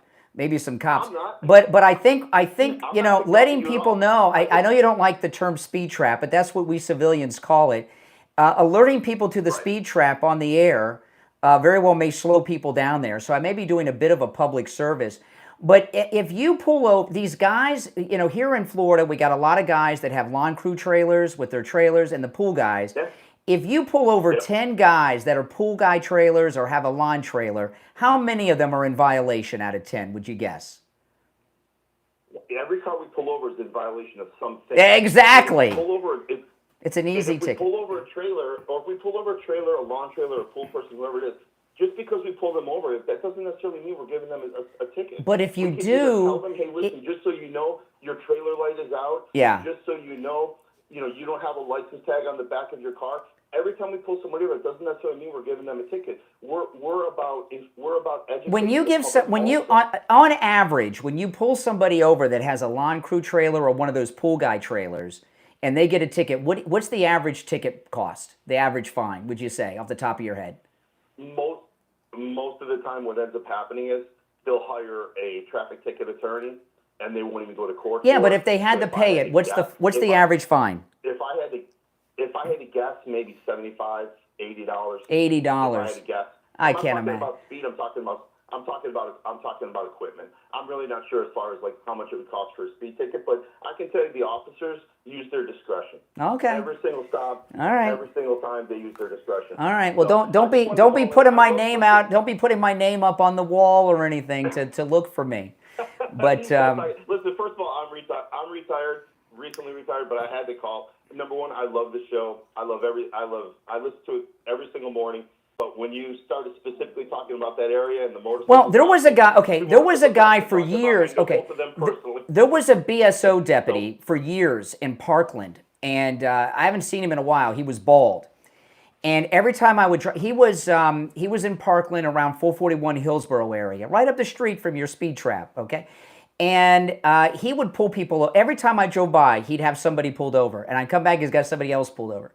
And I was at Jersey Mike's, and I saw a deputy, and I brought it up to him. And he says, the speed limit changes. It reduces 10 miles an hour right up the street there, and the sign's partially obstructed by a tree. And boom, and you could just get people all day with that. So, you know, I don't necessarily know the area you're talking about, but I did want to call in only because of the fact I wanted to make sure that you had the right information that you were putting out. And we don't use speed traps. The officers are directed Oh to my go goodness. to where the officers are directed to go. You agree with me though. You agree with me that bridge over Sample Road on 441, when people are going northbound for whatever reason, they get lead foot. When you have those motor officers are at the bottom of that bridge. They've been there for years, over a decade. Okay, when people are coming down that bridge, they're at their peak speed, but they slow down once they get past there. They go up, they speed up, they go over, and it causes them to accelerate. If they had another 50 to 100 feet, they'd be back at a normal speed. You guys are positioned in a spot where you get them at maximum acceleration, and it's only for a brief period of time. And I just think it's a little much. But what are you going to do? I guess I'll take Lions Road for a while instead of 441 when I go through there. You don't have to do that as long as you drive consistent with the speed limit. Yes. And you drive consistent with traffic, you'll have nothing to worry about. Okay. We're looking for the outliers more than anything. Okay. But you understand what I mean though? When people are coming down, there's a brief acceleration, and they'll get back to a normal speed if they have and you guys are right there. You know what you're doing. I'm not disagreeing. You also agree with me in the fact that if somebody is going, if the speed limit is 45 miles an hour, and they're going 75, 80 miles an hour down there, which happens all day long while we sit there. Yeah. That is way too fast for the public to be traveling. Yes, I agree. With kids and, I agree, and it's a high traffic area. It's right there by the casino and all that. What we're talking about. All right, appreciate the call. Retired Coral Springs sergeant. By the way, you guys did a great job at Marjorie Stoneman Douglas. We got to give them a thank you. Yeah. Thank you. All right, we appreciate it. Yeah, take care. I love the program. All right, take care. Welcome. All right, take care. All right, if you're on hold, hang in there. Calling me out. Okay, we'll take our break and be back.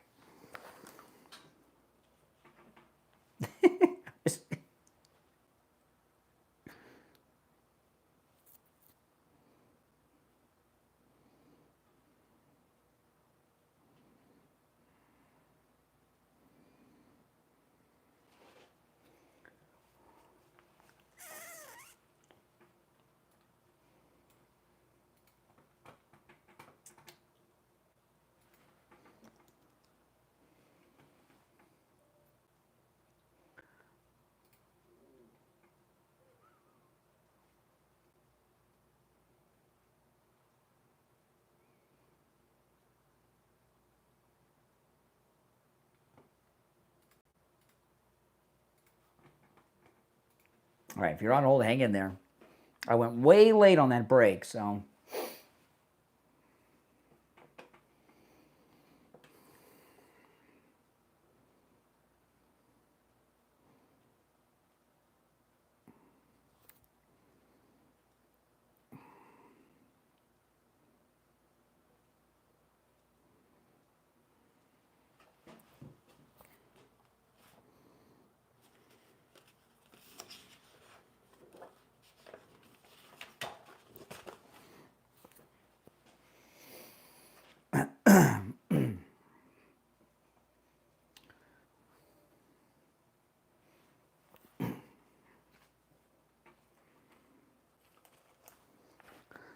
Do you guys think that the business owners like their customers getting pulled over? I don't think so. We'll be back shortly. Less than a minute, we'll be back.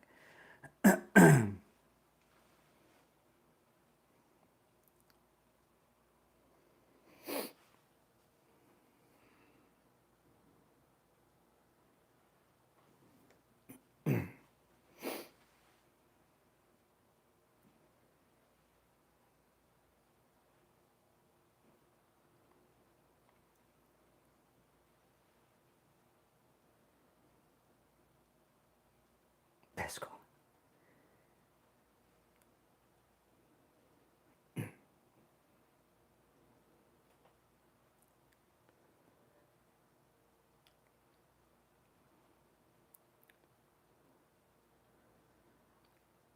Welcome back, everyone. I'm Brian Craig. You're listening to the Steve Kane Show. I'll take another call or two, then I went way long on that break, and some people have been holding on, and I've got some more things to cover. You're on the air. What's your name? Where are you calling from? Good morning, Brian. Yes. Yes. Just got crushed. And? Are you there? I'm here, yeah. What's on your mind? Yeah, you know what? You were stating how people, like in landscaping trucks and pool services, are getting pulled over. Well, do you think they're in that area a lot because they have clients? Yeah. You were defending, well, it's okay to speed, endanger lives. Is this Greg too? Is this Greg too? What's your name? He crushed you. Is this Greg? Greg from Boca. Okay, Greg, okay. What do you mean crushed me? Just crushed you. What do you mean crushed me? He had to knock on doors and tell parents their children aren't coming home. Yeah. And you're worried about a speed trap. Well, if you drove through there, you wouldn't like it either. I've driven through there. This is so pathetic. You're so pathetic. We're a land of laws, right? What? Aren't we a land of laws?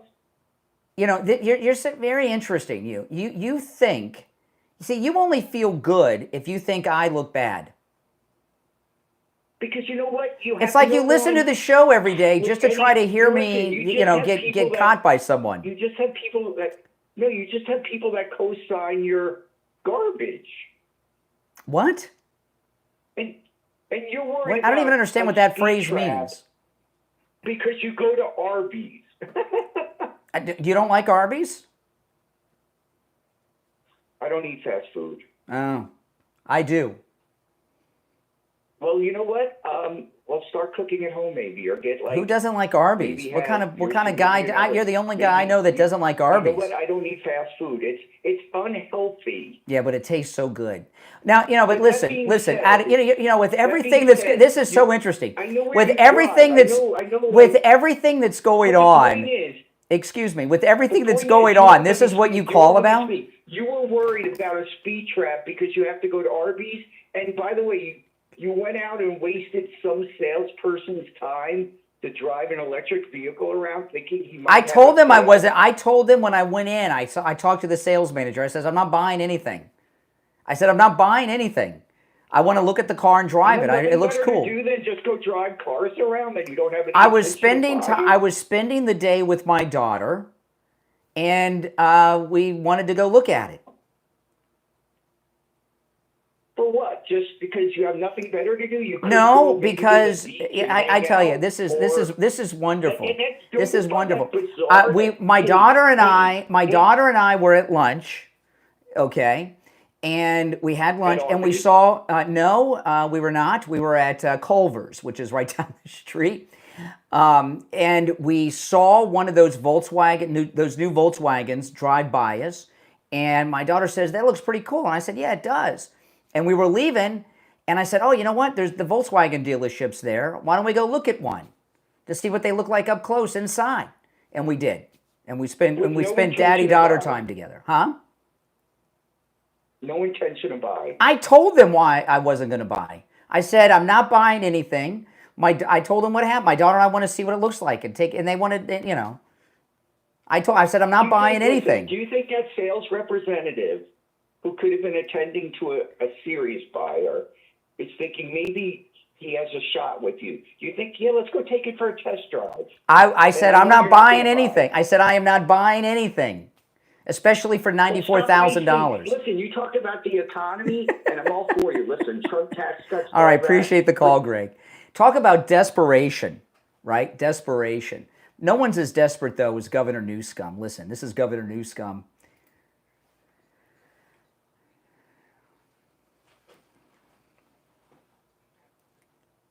Okay, now this is an interesting thing.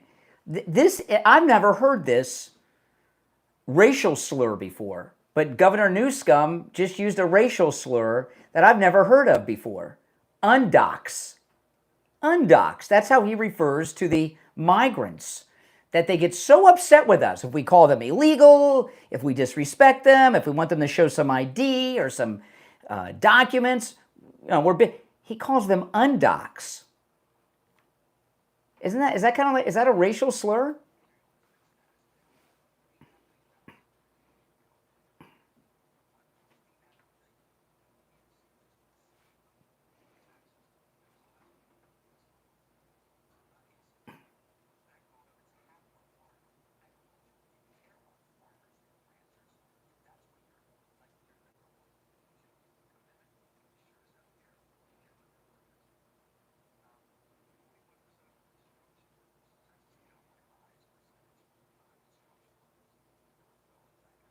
Oh, wow.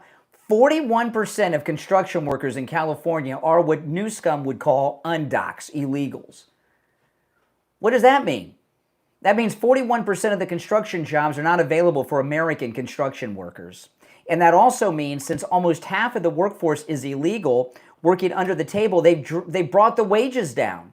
And so far as this tax revenue, he's talking about sales tax when they buy things, I guess.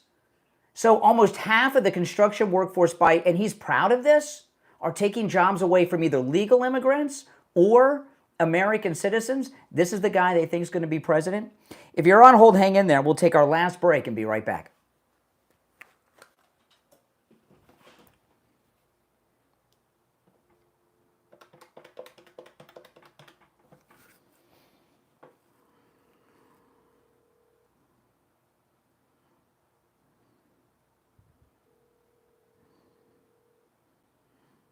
Hey there, hold on.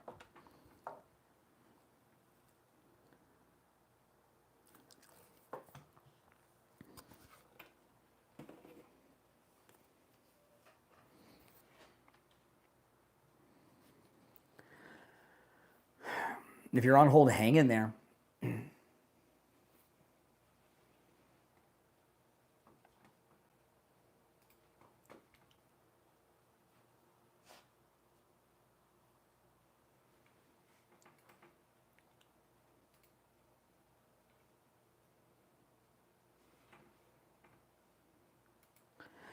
Welcome back. I'm Brian. You're listening to the Steve Kane Radio Show. It's time to check in with William Youngerman from the offices of William Youngerman Incorporated with the Morning Gold and Precious Metals Report. William Youngerman, how the metals looking? Well, metals looking still very firm above the support levels and doing very well after a little bit of pullback yesterday. We're back up again today. We've seen this back and forth action for weeks now as the metals continue to try to break out of these trading ranges. Overnight, yesterday we saw gold trade in a range of $3,319 on the low to $3,367 on the high, and closing out the day down $19.50 at $3,322.60 the ounce. Silver closed down 43 cents yesterday after trading higher, closing at $37.64 the ounce. Platinum was up $4 at $1,364, although we did get up over $1,400 at one point yesterday. And palladium closed up $10 at $11.92. Overnight, we saw gold trading in a range of $3,322 on the low, all the way up to $3,343. And right now we're at $3,334 for gold, up $11.40. Silver up 21 cents at $37.85 the ounce. Platinum up $33 at $1,397, and palladium up $28 at $1,220 the ounce. So the markets are doing pretty much very well considering the summer doldrums that we usually experience for precious metals during this time of the year. Oh, yeah. Yeah, you know, a listener asked me the other day, William Youngerman, why does William, gold, silver, platinum I get, but why palladium? There's coins and things that are made of palladium. Absolutely, we sell palladium bars and gold and coins.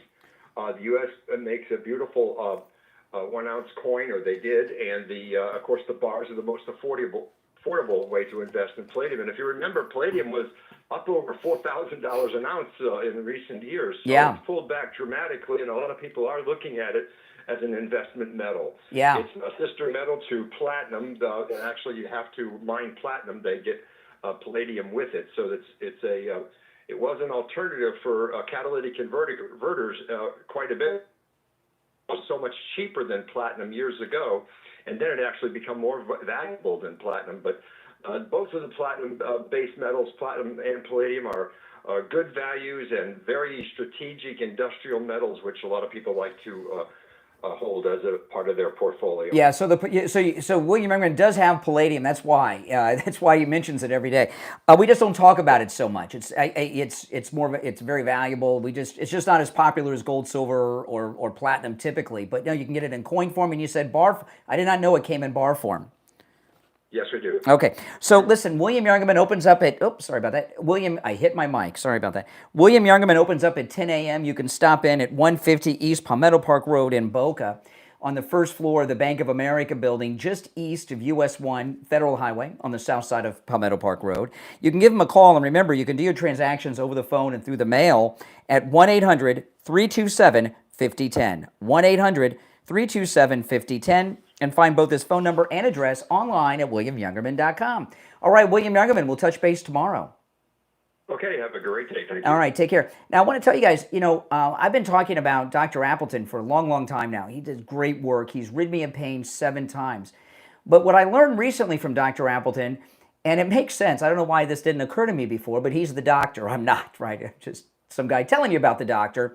But the laser wave pain treatment treats injuries related to car accidents, whiplash, joint inflammation, neck pain, back pain, shoulder pain, all these pains we talk about, people suffer from car accidents. Sometimes they're driving, sometimes they're a passenger, maybe you're in an Uber or a Lyft, and it works. And remember, Dr. Appleton, appointments are not necessary, walk-ins are welcome, even on Saturdays. Give him a call and say bye-bye to your pain, like I've done 7 times. 954-973-0710. 954-973-0710. And online, AppletonCairo.com. You're on the air. What's your name? Where are you calling from? It's Mark from Jupiter. Hey, Mark. Hold on, Mark. I'm answering all these busy phones. All right, go ahead. Go ahead, Mark. Hey, real quick, you were talking earlier about the conditions in Alligator Alcatraz and all of that. People forget that our military, when I was in the Marine Corps, we had tents in the desert out at Gila Bend, just east of Yuma. And we'd be out there for a month at a time with no air conditioning in the desert, in tents.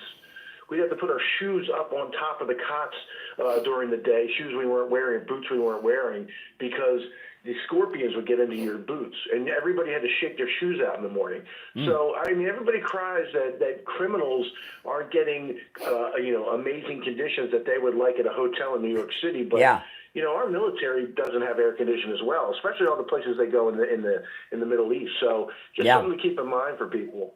It's amazing to me how the liberals are just, I don't even think they hear themselves. These Democrats like Debbie Wasserman Schultz, they're always advocating for people that are not Americans. I was talking earlier, there's a jail right down the street that's a Dade County jail, the Chrome Detention Center. It is, from what I understand, it's a dungeon, okay? I don't see these Democrats, and I'm not saying that criminals deserve to have, luxury accommodations, but they don't really care about the accommodations of people, or they'd be at the county jail griping about that. They just don't. They don't care. These illegals, they're their constituents. That's the reality. It's unbelievable that they can continue to run on that platform and that people don't see the zaniness and all that. But hey, all right, appreciate the call. Take care. All right. All right, a veteran from Jupiter. Now this guy that assassinated these politicians in Minnesota. Listen, this is the headline. Full handwritten letter of accused Minnesota political assassin to Kash Patel. And he said a lot of crazy things, including Tim Walz told him to do it. Now, I'm not suggesting that it's necessarily true that Tim Walz told him to do it. I don't know. I'll let the law enforcement sort that out. But there's really, this guy's handwritten note has been released. He blames Democrats for what he did. He names one by name, and it's like a media blackout. Now, it's on Fox, and conservatives like me are referencing and talking about it. But could you imagine if he had the same handwritten letter, and he was saying Trump told me to do it, and that I'm MAGA, and this borders language culture, and close down the. it would be top and bottom of the hour breaking news sounders that would start a dialogue about MAGA being a domestic hate group and what about MAGA drove this man to do that. And when something like this comes out about a Democrat, it's always under the rug. Just like the guy that shot Steve Scalise was a campaign worker for Bernie Sanders. And he was trying to kill the entire Republican baseball team.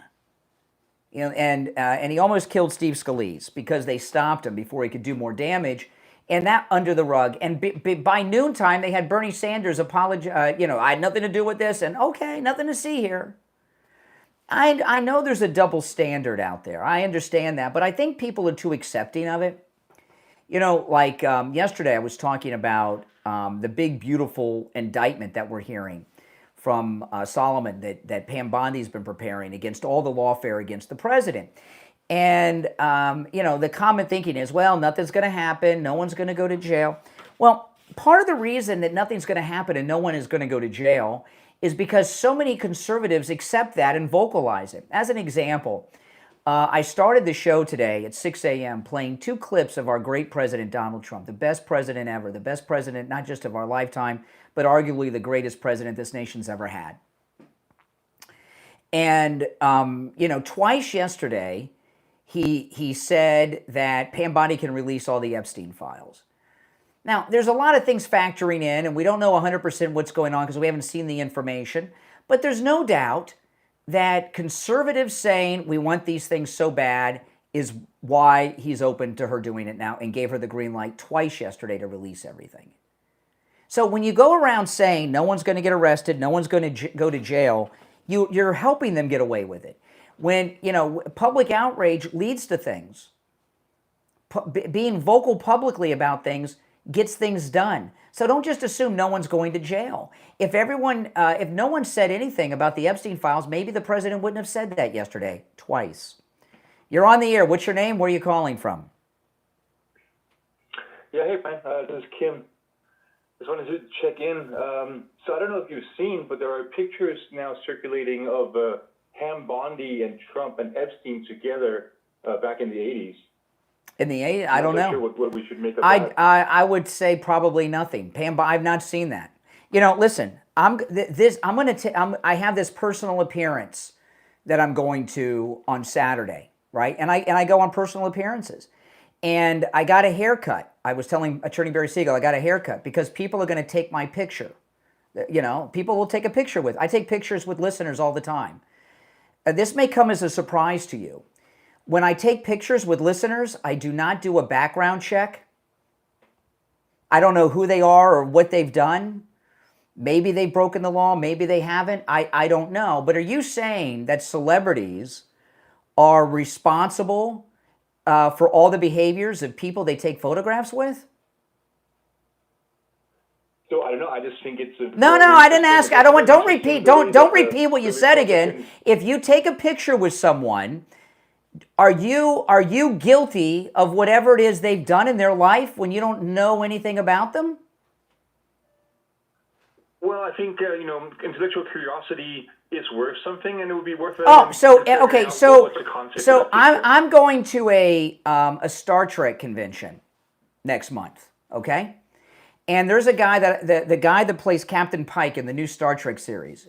He's a liberal guy. He was like said F MAGA and all this stuff on Twitter when Trump got elected. If I take a picture with him, does that mean he's MAGA? So again, because I'm MAGA? All right, think about that. I know. You didn't think that call too far ahead, did you? Oh my goodness. In Trump's first term, if you take a picture with someone, that meant you had sex with them. Remember Stormy Daniels? It just blows my mind. It blows my mind. He didn't think that too far ahead, did he? About an hour ago, I got a call from a nice lady who said all kinds of great things to me. I appreciated that. She was calling from Virginia Beach, Virginia. And she was telling me how much weight she's lost, this great weight loss that she's had, thanks to Coastal Weight Loss Secret. And I've been telling you guys, No matter where you are in the United States, because of telemedicine, telehealth, they can help you. Here she is in Virginia Beach, Virginia, and she's so excited with all the weight she's lost thanks to Coastal Weight Loss Secret. She said she's had great success. It's something. It works. Look at me. It's absolutely amazing. Give them a call. And again, you can take advantage of this no matter where you are in the United States. When you call, make sure you tell them you heard about them on the True Oldies channel. 561-247-6300. 561-247-6300. And online, coastalweightloss.secret.com. See, you know, people that are liberals, like that last caller, I don't even know if this photograph from the 80s is true. Really, Pam Bondi was hanging around with Trump in the 80s? I don't know about that. But they create these things in their mind, and they don't think 3 seconds ahead. You know, liberals do not apply logic to anything that they say, right? They just say things, and they don't think about if it makes sense or if it's logical. They just, boom. You know, it's really sad, and they think they're so intellectually superior to all of us.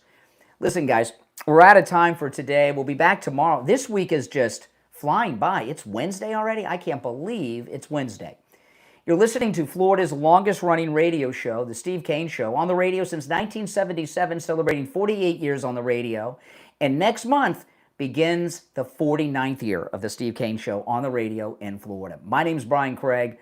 Stay tuned. We'll be back tomorrow at 6 a.m. If you're on hold, hang in there. You'll be first in line on tomorrow's show. God bless America, and God bless our favorite president, Donald Trump. All right, we're clear. Hey, guys, thanks for watching. Thanks for joining. Great calls today. If you're new, make sure you subscribe. This is, without question, where MAGA comes to talk. Take care. I'll see you